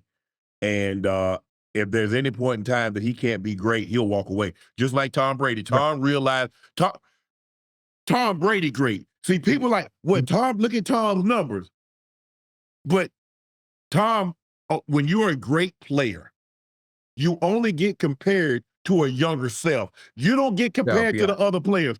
Aaron Rodgers. Right. When you look at Aaron Rodgers' numbers, they weren't that bad, but you compared Aaron to the young Aaron when he was throwing 45 touchdowns with 4 picks. He was 38 touchdowns with 3 picks. He was this and that. That MVP, when you're great, it's hard for you to be anything other than great. Right. And now all of a sudden people look at it like, damn, I'm a reg. It's hard. It's hard. Right. It's just like when some people have a large sum of money and all of a sudden they don't have that no more, Ocho. They don't know how to behave. Like, I've had all this money. I've had millions, hundreds of millions, billions. And now I just got, you a billionaire and all of a sudden all you got is $200 million. Woo. Man, 200 million. Me and you are 200 million, like, sign me up. But not when you've had billions. That's a whole different ballgame. Check this out, Ocho. During the Mavs karaoke cam, during a timeout, a fan mouth fired Nico. They quickly booted him from the arena. This was the first time a fan had been shown on video since the trade. Fans booed as the guy was escorted out of the arena. Is that the right way to handle this? Oh man, listen. No. I think no. Wait. Is it the right way to handle it for who? The fan or them booting him out? They booted him out. Is that the right way for the Mavericks to handle it? Oh, absolutely not. Listen, I agree. fans come to a game, they should be able to express themselves based on decisions that have been made. He didn't curse. I think you have to, he didn't yell profanity. He didn't yell obscenities. It wasn't, it wasn't like a, you know what I'm saying, Ocho, it wasn't anything like no racial. Right. All he said was, right. Yeah. That shouldn't get you kicked out of the arena, Ocho. I'm sorry. It shouldn't get you kicked out, but you're there to enjoy a game. You're there to enjoy a game. You're there to have fun. I keep saying Colin. Nico Harrison. I'm sorry, chat. Nico Harrison. Yeah, and I think, listen, there's a no tolerance policy. I think fans need to understand and respect not only the players, but other authority as well. You know, go there. If you're not pleased with them, we understand your displeasure with certain individuals based on decisions that they made. There's certain things you can't do. It's like, you know, when you get pulled over by the cop, and just because you know the law, you want to challenge authority, or you want to curse, or you want to prove, you know you're tough. But yeah. Listen, you upset. Yeah, you upset with what happened and you know, Luka leaving. Go to the game, enjoy it. You see him, give him a little quick boo, you know? Boo! Go about your business, enjoy the game. But I think when you handle it this way, now you invite more people to be this way. Hold on. Yeah. All I said was Most fire definitely. Nico Harrison. I don't think that's an offense that should get me thrown out of a game. If I'm yelling obscenities, if I'm yelling racial stuff, if it is profane, I get it. But that's all he said was fire Nico Harrison. That's not an ejectionable offense. Now, they taken it? They've had to add extra security to this man, to and from watching his home because of the threats. Right. That's too far. That's taking it too far. I get it. You're upset. But to put threats on the man's life and his family's life, that's going too far.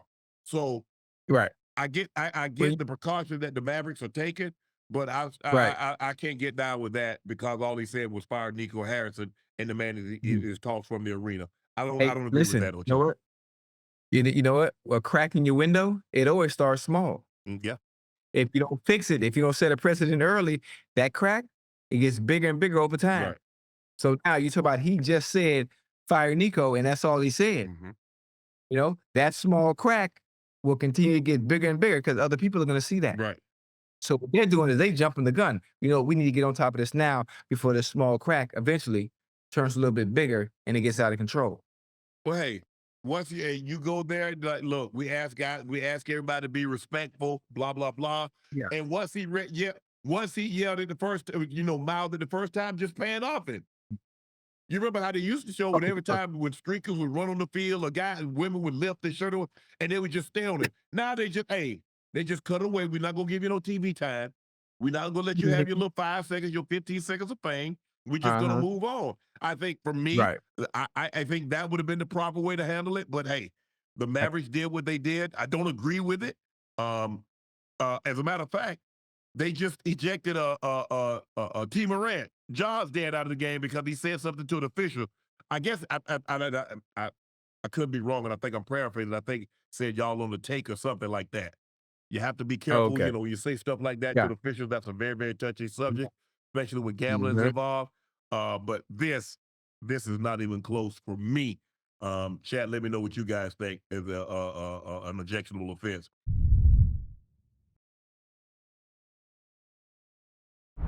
Kevin Durant is still with the Phoenix Suns and ready to get back on the court after last week's eventful trade deadline full of speculation. It's just part of the business. Everybody's bought and sold in this league. Anybody can up for option. So I understand it's just about getting back on the court and trying to go out there and play the game that I love. It's part of the business, though. We've all got to understand that.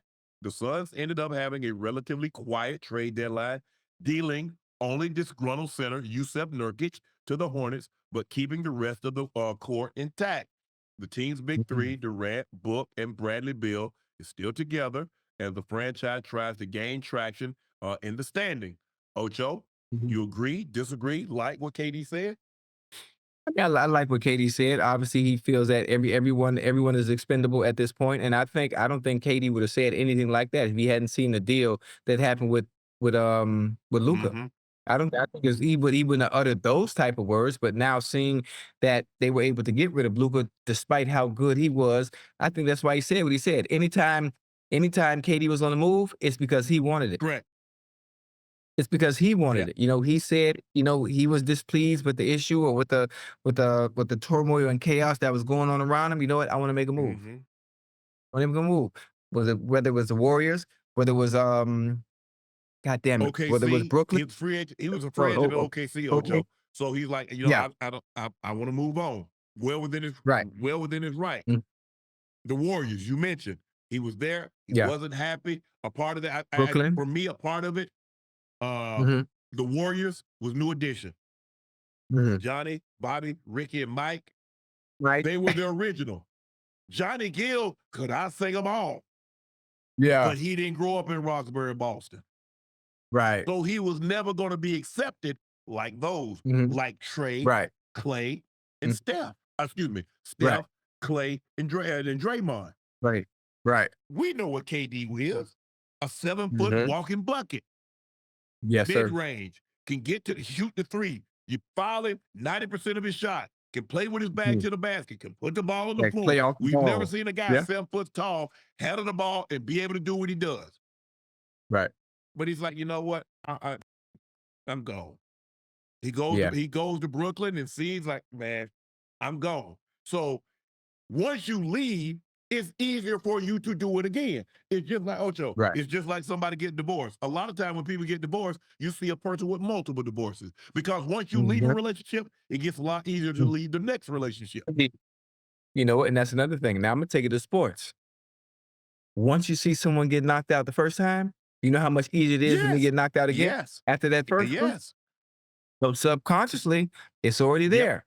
Absolutely. It can happen a lot faster. So So KD just wants to play basketball. That's what he is. He's a Mhm. professional basketball player. He works on his craft extremely hard. You don't get this. You don't play as long as he's played, be as good as he is without working on his craft. All that other stuff. He let Rich Kleiman do what he does, had his business stuff. KD just wants to focus on basketball on the court. And so he understands the business of the game, just like he was a Mhm. business. He was a free agent. He went to Golden State. He became a free agent again. He went to Brooklyn. He's like, you Mhm. know what? The situation is getting out of hand. I don't think we can win here. I want to go somewhere else. But he handled it in Right. such a way. He didn't make a whole lot of noise. He didn't cause, Right. miss practice or be late or stomp out and shoot around. He and his representatives like, look, I would like to be moved. Get what you can for Mhm. me. And this, they did him a solid. He wanted to go to Right. Phoenix. They put him in Phoenix. But see, that's Yeah. because of the person, the man, the player that he is. He's been very respectful how he handled it. They accommodated him. A lot of Right. times, like, where you want to go? Okay, I'm gonna send you to the opposite place. Yeah. You want to go to heaven? Hell it is. Yeah. Bucks general manager John Horst said trading franchise cornerstone Chris Middleton after 12 seasons in Milwaukee was the hardest transaction he's made Oh, as an don't start executive, that. but did so to maximize the window for a championship. It's still the awesome responsibility to try to take this franchise and maximizing the window that we have now as best we can. What we think gives us the best chance to win and figure out how to continue winning going forward. There's a very narrow set of opportunities that we felt that we could do that, and this is one of them.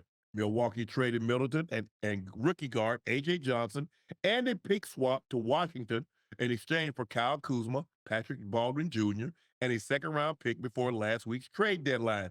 The Bucks also acquired center Jericho Sims for the New York Knicks as part of the deal. Ocho, the executive, said it was the hardest decision, one of the hardest decisions he's had to make. I heard that before too, huh? Didn't we hear that from someone who sits at one of the higher seats for the Giants? Joe Schoen. Let Saquon go was one of the hardest Yeah. things for him to do, but they still did it. Yeah. I'm not sure in that case it was for the betterment of the team. Do you think this situation and letting Chris Middleton go was for the betterment of the team in the future and giving them their best chance at a trophy or competing for one? I think the injury that Middleton has Chris had, Middleton the had? knee injury, they didn't think that it comes down to Ocho. Do I believe that I can count on you long term moving forward? And so I make a decision. When somebody tells you that, your parents should tell you, this is gonna hurt me. I'm gonna tear your ass up, but it's gonna hurt me more than hurt you. We don't do hurt it. me more than hurt you. You ain't worth it. I don't want you to be hurt, and I damn sure don't want Ben to be hurt. What kind of bull jive is that? Hey, boy, my grandma used to catch me with that, boy, in junior high, in my early days, in high school, and getting in trouble. Oh, this gonna hurt me more than hurt you. Well, I don't want you to hurt. But then why you doing it? Yeah, don't hurt. I don't want you to hurt. I definitely don't want to hurt. This some bull. Man, y'all miss me with that foolishness. And that's what these execs, this hurts me to man, stop. Now, I obviously, if it was a situation where, and that's what, if you go back and look at it, that's what made Coach Belichick so good. And that's what really irked him, and that's what irked Tom. Because Coach Belichick realized, I'm going to have to make a very tough decision one day. The closer I get to a player, the harder it is for me to do my job. This is why in the military, they I don't know if they still have it, but higher ups messing with lower subordinates because they cloud your judgment. Because now I don't want to put you in harm's way because I feel some type of way about you. Yes, sir. So that's why they don't like if you're a higher up, you can't mess with a subordinate because you're in a position of authority and you are over that person. And so when you got to send somebody out to go do battle, you got to send them out to battle. Well, if that's your little boo thing or that's your woo, now you gonna step back in. You stay here with me. I don't want you let me give you a little desk job. I don't want you to go out there and get hurt. You stay right over here with me, right over here. That ain't how it works. And so when you dealing with, and so that's why you have to keep emotion out of it. That's why you can't get too close. Because the closer you are to an individual, the harder it is for you to part with said individual. Right. And so, and maybe it is. I mean, hey, I don't know. I've never been in a situation where I had to make a very, very tough decision where you've been with someone for an extended period of time and you've won together, you've accomplished so much together.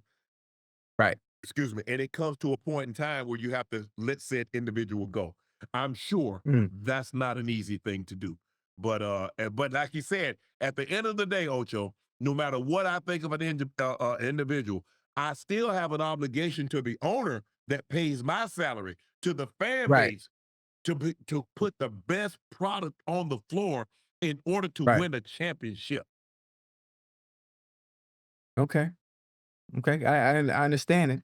I don't know if that's the best product on the floor to achieve the end goal, but so be it.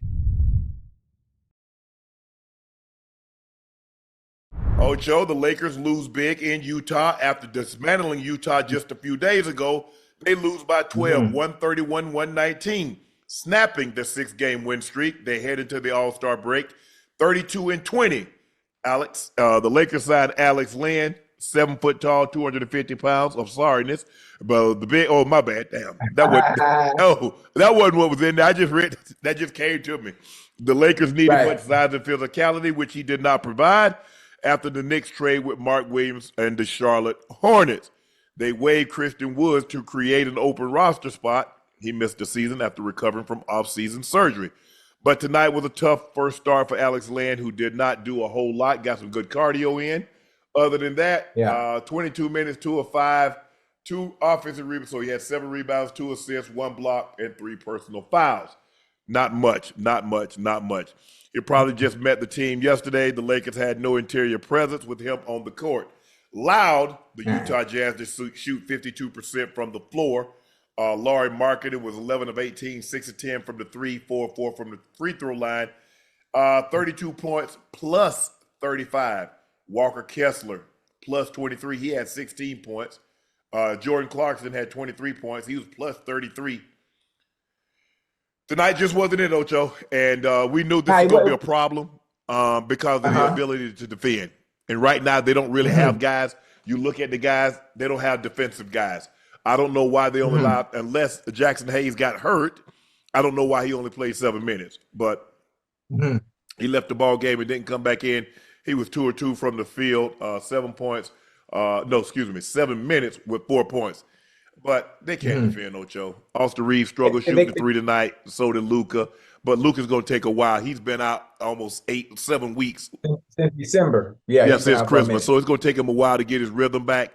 But they didn't Mhm. defend. And when you don't defend and you don't shoot the ball well, you end up going down by Yeah. 24, 26 points. You end up losing by 12. But the game really wasn't close. Don't let the final score fool you. The game was not this Right. close.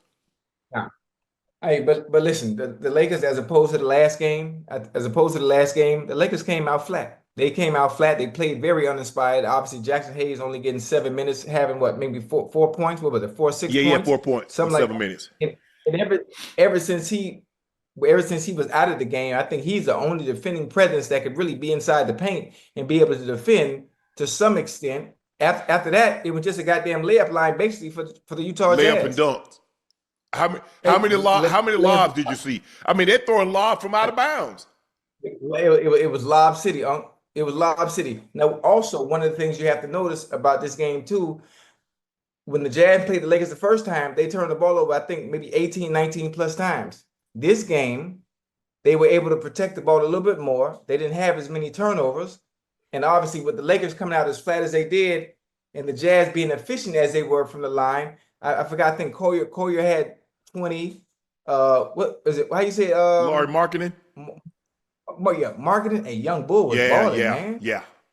Young Bull was He's balling. versatile. He can score. He can rebound. He can facilitate. Yeah, he's been an all-star. He's been an all-star. Mhm. We know Jordan Clarkson can heat it up with the best of them.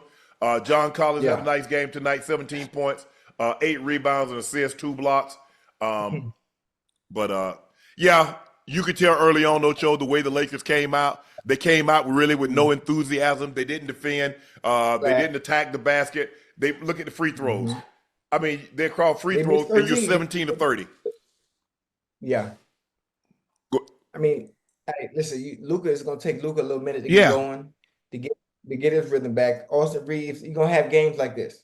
You're going to have games like Yeah. this. It's hard to be on every single night.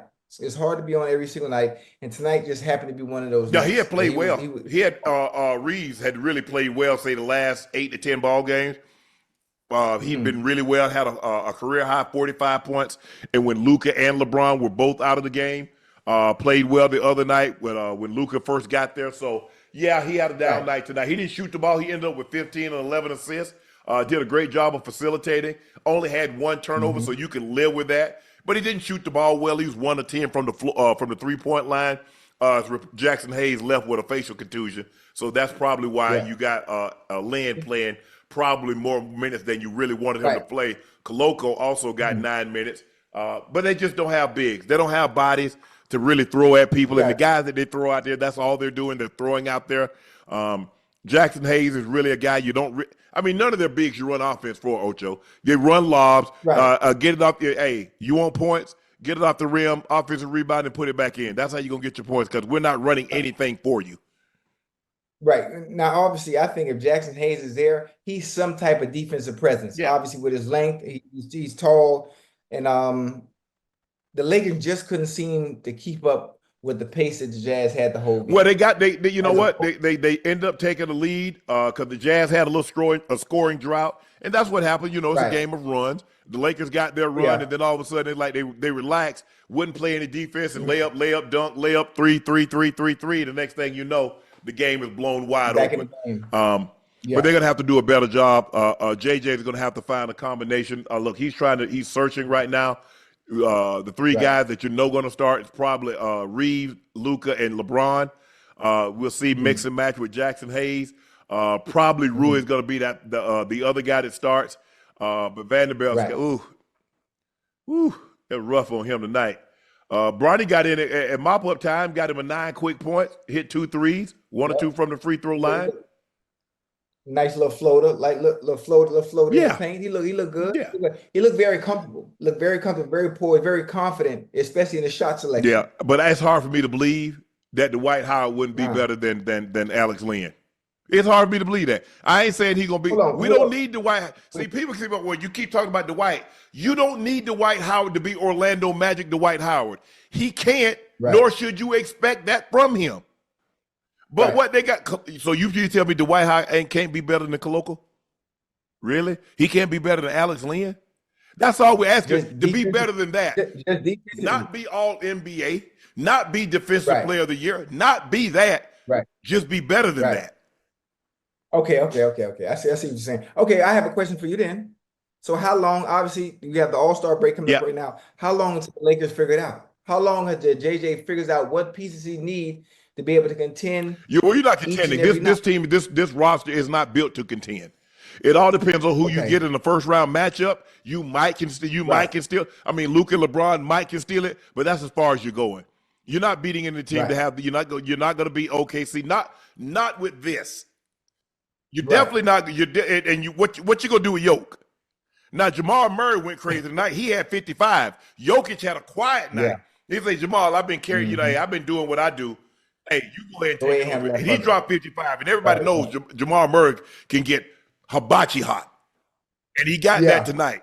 But no, they're not really, doing anything. Not with this roster. Now, like I said, LeBron and Luka could probably get hot and can steal you a series. But after that, that's where the buck stops. They're not good enough to really do anything. They don't defend at a high enough level. Now they can control the clock. They control the pace of the game. Both of these guys with the ball in their hands can control it. But I just don't see enough on the defensive end, because at the end of the day, it still comes down to defense win championships, and they don't have nearly enough. So they go into the break on a loss, but they had won 6 straight, so they win the last 6 or 7, and 131 to 119. They have to be pleased. They're 32-20, a lot better than what they were last year at the All-Star game. We'll see what they do. Luka gets some time off. LeBron is the only one going to the All-Star game, so it'll be interesting to see what the guys do with their time going into the break. But I ain't like what I saw tonight. I ain't gonna even lie to you. I ain't gonna even hold you on that, Ocho. I didn't like what I saw tonight. Listen, it's so funny how the game of basketball works. Listen, you play 2-3 nights ago, however many nights it was. You come back, you're playing the exact same team, exact same personnel, and you come out completely flat. You look completely different. You did. Turnover. They did. When they turnover, and they didn't get back. Nobody got back. They're loafing like, babe, I ain't getting no foul, and they moping, and I wish LeBron would stop doing that, because sometimes he turns the ball over, he doesn't get a call that he thought he should have got. Right. Bro, get back, and he lagging back, and then they bust a 3. Yeah. Well, you got to understand now. He's a little older in age now. Having to shoot back down that court every time a ball is. No, all I'm saying is don't walk. I ain't say you got to be Speedy Gonzalez, but just don't walk. Just don't walk.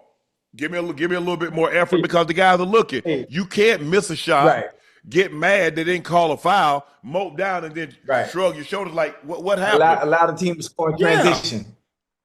Yeah, I got you.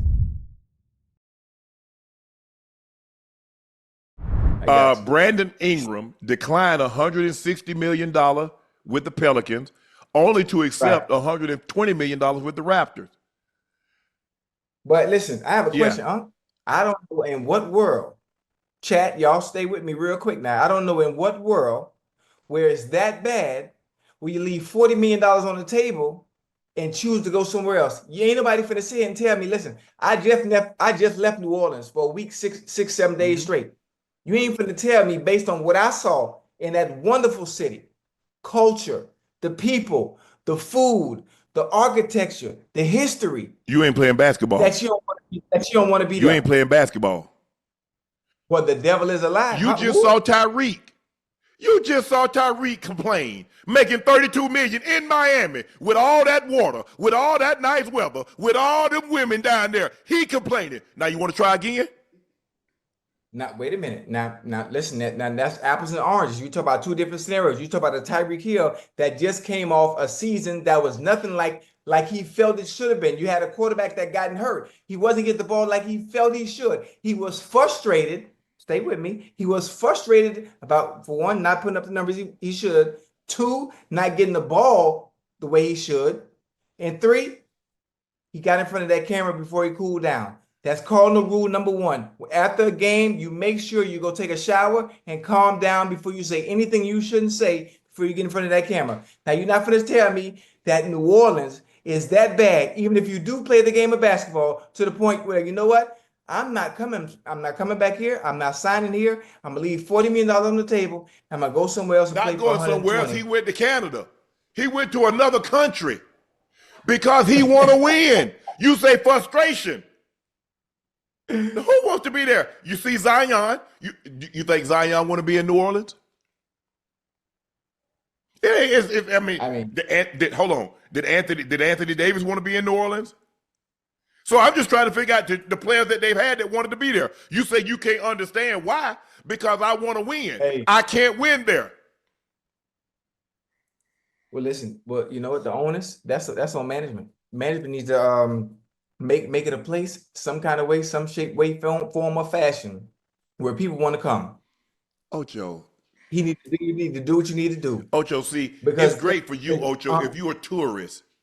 I'm trying to win. Whoa. I ain't no goddamn tourist. I'm from New Orleans. You a tourist, you go down there for a couple of days, you get to eat the food, but I'm saying these guys got to live it. They want to win. Yeah.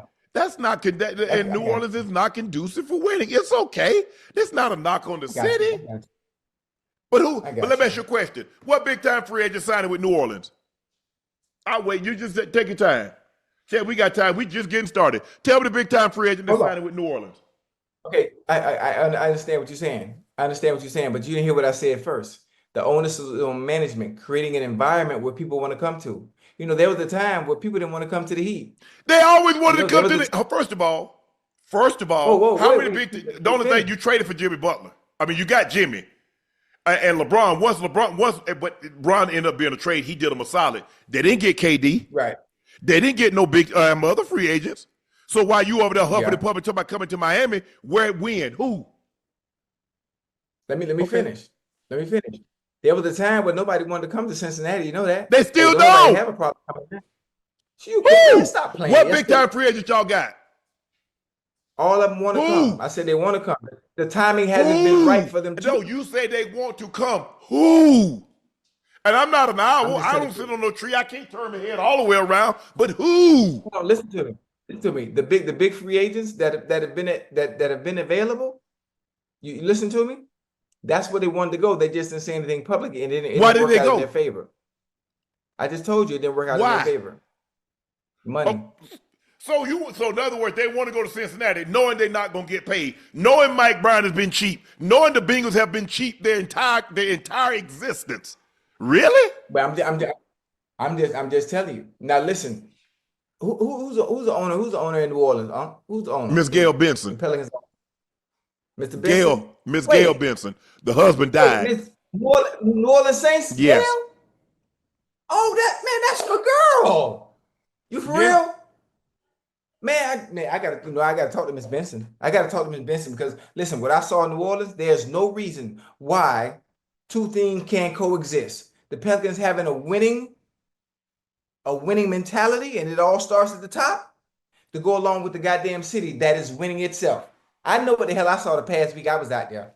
I told you, I'm from the 7th Ward. I'm from Uptown now. Matter of fact, you want to go with me in March? For what? Uptown Super Sunday. No. Let me ask you a question, Ocho. Well, how many big time free agents signed with the Atlanta? You was in Atlanta. Oh, nice. Goodness. Oh, hey, that's a place to be. How many big time basketball free agents signed there? How many big? Hey, they don't have a winning. They don't have a winning environment, huh? They have a winning city though. The aesthetics are very pleasing outside of the arena. I can tell you that. I don't go there often. I'm just telling you what somebody told me. I ain't telling you what I know. I'm telling you what I heard. Atlanta's a beautiful place, huh? The man. So is Houston. What is Houston? What do you consider Houston? Yeah, I like Houston. Okay, I know you like Houston. I'm talking about the environment. They're young. They're up and coming. I love what Ime is doing with that team. Sungun was an all-star. I like Jalen Green. I mean, the guy is 22 years of age, balling out. He nice. Amin Thompson. They got a nice young squad. Right. Probably need one more, a veteran. Van Fleet, I like Van Fleet. I like Brooks. They get after you. They play hard night in and night out. They had a little rough patch where they lost about 5-6 games in a row, but you can deal with that. I think they're going to be just like the Texans. The Texans are going to be a place that you got a quarterback. You got Nico Collins. You got D'Amico Ryan, who has a great defense. You see they got Danielle Hunter. They got Will Anderson Jr. They got Stingley Jr. They got some nice pieces. They got some nice pieces. They're a few players away. They were able to lure Larry Tunsil. The problem that they had is that Bill O'Brien ruined it when he traded a damn running back for an all-pro wide receiver. Where the hell they do that at? Right. I never understood that. And then you had the situation with Deshaun. You had a situation with Deshaun, and we don't need to get into it, but we know what happened, and that kind of set them back for a year or two. But they were able to get CJ. CJ looks to be what he's supposed to be. Had a little down year this year, but I expect him to bounce back and play better next year. We'll see what they do. They lost a lot of their receivers. Tank Dell got injured. Stephon Diggs got injured. But I love the addition of Joe Mixon. They're a couple of pieces away. They're going to be right back. They're going to be right back in the mix. But I think that's the thing. Listen, Brandon Ingram did not make this decision. Didn't take this decision lightly. It wasn't no man. Okay, fine. He had been sitting there for an extended period of time, and he realized it. He said, first of all, the guy that y'all want to build this thing around, he can't stay healthy. Now, for the most part, Brandon Ingram hadn't stayed healthy either. So let's be all the way with that. So I understand he's looking at Zion, and Zion can't stay healthy, but Brandon Ingram missed a lot of time also. And Pelican fans, y'all know that. So it was like, man, let me go ahead and bounce. You're like, I go to a team, they got Scotty Barnes. I like Scotty.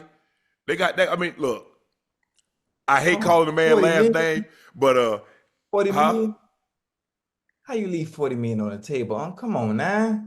What are we doing? Look, see, the big mistake that I made a lot of times is that I put myself in that situation. You can't put yourself in that situation. You wouldn't have.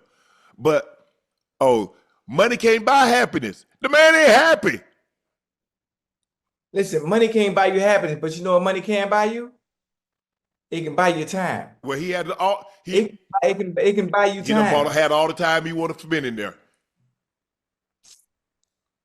Boy. Hey, look at what you call it. Look at what's the guy name? Look at Melinda Gates. Bill Gates worth $200 billion. $200 billion. She said, I'm gone. Yeah. Bezos' wife, I'm gone. But you say money can buy happiness. I don't even like the fact that you. I'm just saying. Because the fact that we have billionaires in this world, and one of the things with little girls growing up, they're taught you got to find you someone that's able to provide and provide you with stability. If Bill Gates and a few other billionaires that I named not too long ago on one of the shows have not been able to keep a woman happy long term, they just have. At the end of the day, Ocho, what chance do you have? What chance do us normal folks have? Well, you got to be happy.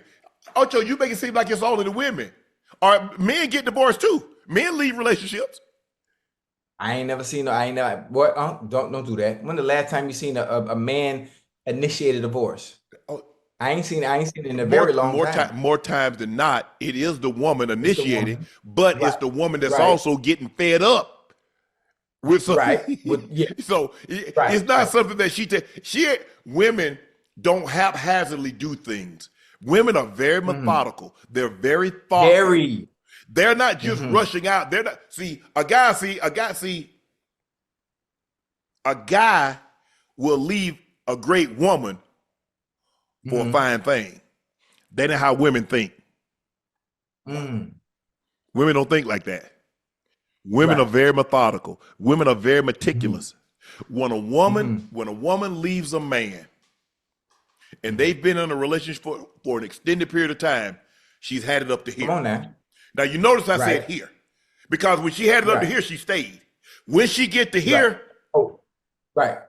Also, what you need to understand too, Unc, you got to think about this. When a woman is fed up, before she gets to here and she's right here, all her checks and ducks got to be in a row. All her I's got to be dotted and all her T's got to be crossed before she gets to here so she can exit. The plan has to be played out completely. She can't leave until she knows exactly what plan B Yeah. is, and it's going to execute itself. Because you can't leave and then be dead in the water. No. Which is why when we talk about billionaires and their wives and marriage and divorce, you notice they always take half with them, right? Yeah. I mean, a lot of times they're like, look here.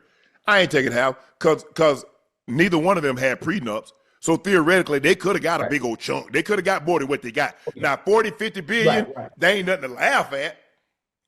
Yeah.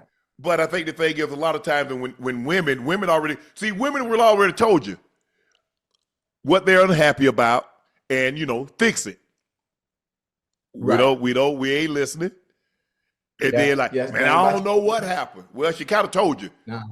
And she dropped breadcrumbs. Not only did she tell you, she dropped breadcrumbs that made a loaf. But you didn't hear her. Oh, over time. You made the loaf over time. Yes. Now. Ocho, You ain't got the deal. First overall pick, Marquel Fultz is back in the NBA. Fultz has agreed to a contract with the Sacramento Kings. The 26-year-old guard has spent the first half of the season without a deal following the expiration of his rookie contract extension in summer of 24. He could see early playing time as the squad tries to fill the void point guard left by De'Aaron Fox, who is traded to the Spurs. Will Fultz ever be able to show why he was the former? No. He's never. That ship is sailed.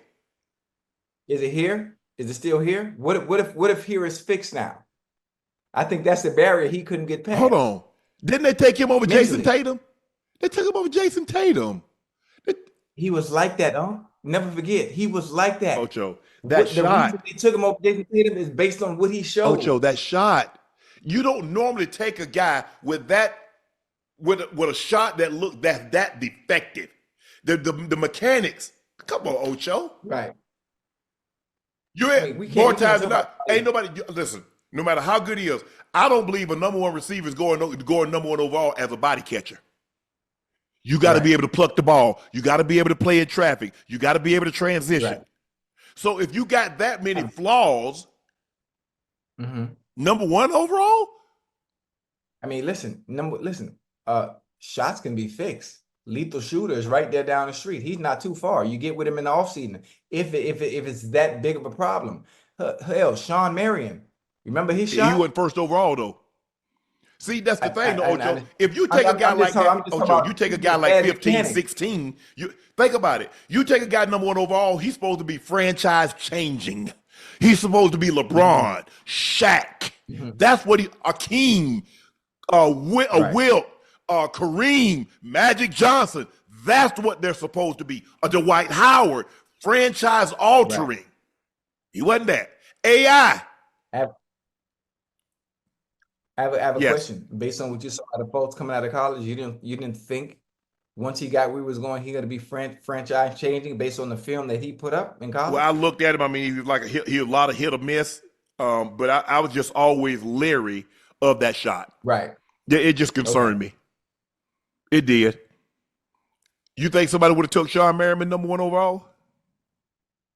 No, you don't. He would have had to be. Hey, hold on. He would have had to be extremely dominant in other. He was an outstanding defender.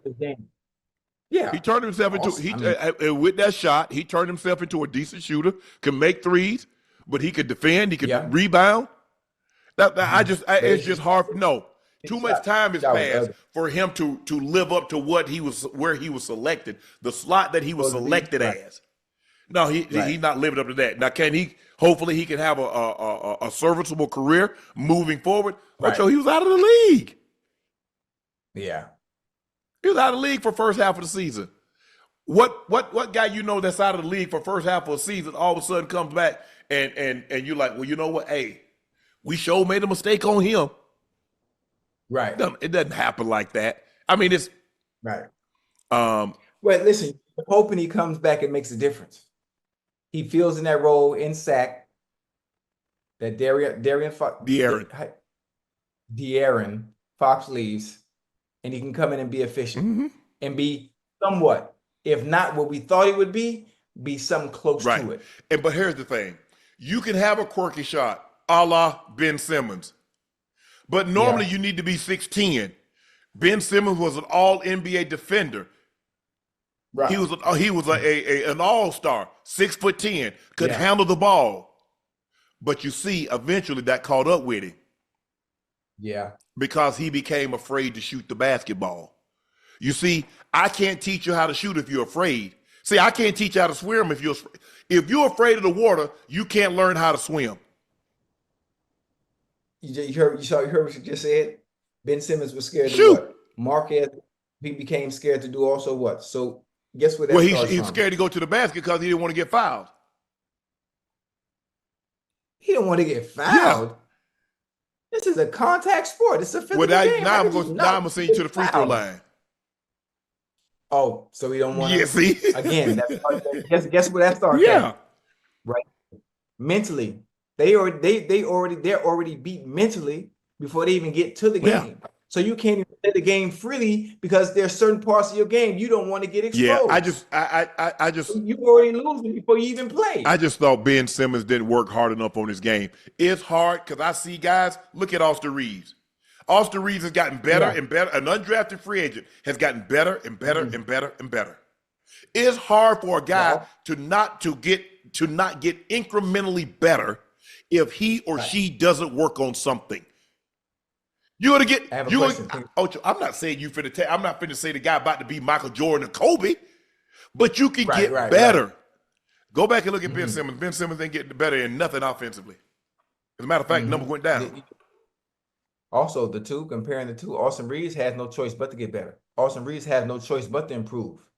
Austin Reeves is already behind the 8 ball in general as a basketball player. Ben Simmons is what? 6'1"? How tall is Ben Simmons? 6'10". Put the ball on the floor. Shoot, he can't shoot that well. He can defend. So there's a difference in Austin Reeves having to bust his ass to get to the point where he's at right now. Oh, see what you said? You see what you said? So Ben Simmons came in as the number 1 pick and felt that, you know what, I ain't got to bust my ass no more. Exactly. Which goes to my point. It's hard not to get incrementally better if you work at something. Right. If I only collect 1 can a year, Ocho, in 50 years, I'm gonna have 50 cans, as opposed to not collecting any. I go 2 or 3 years and don't collect any. Guess what I'm gonna have? Nothing.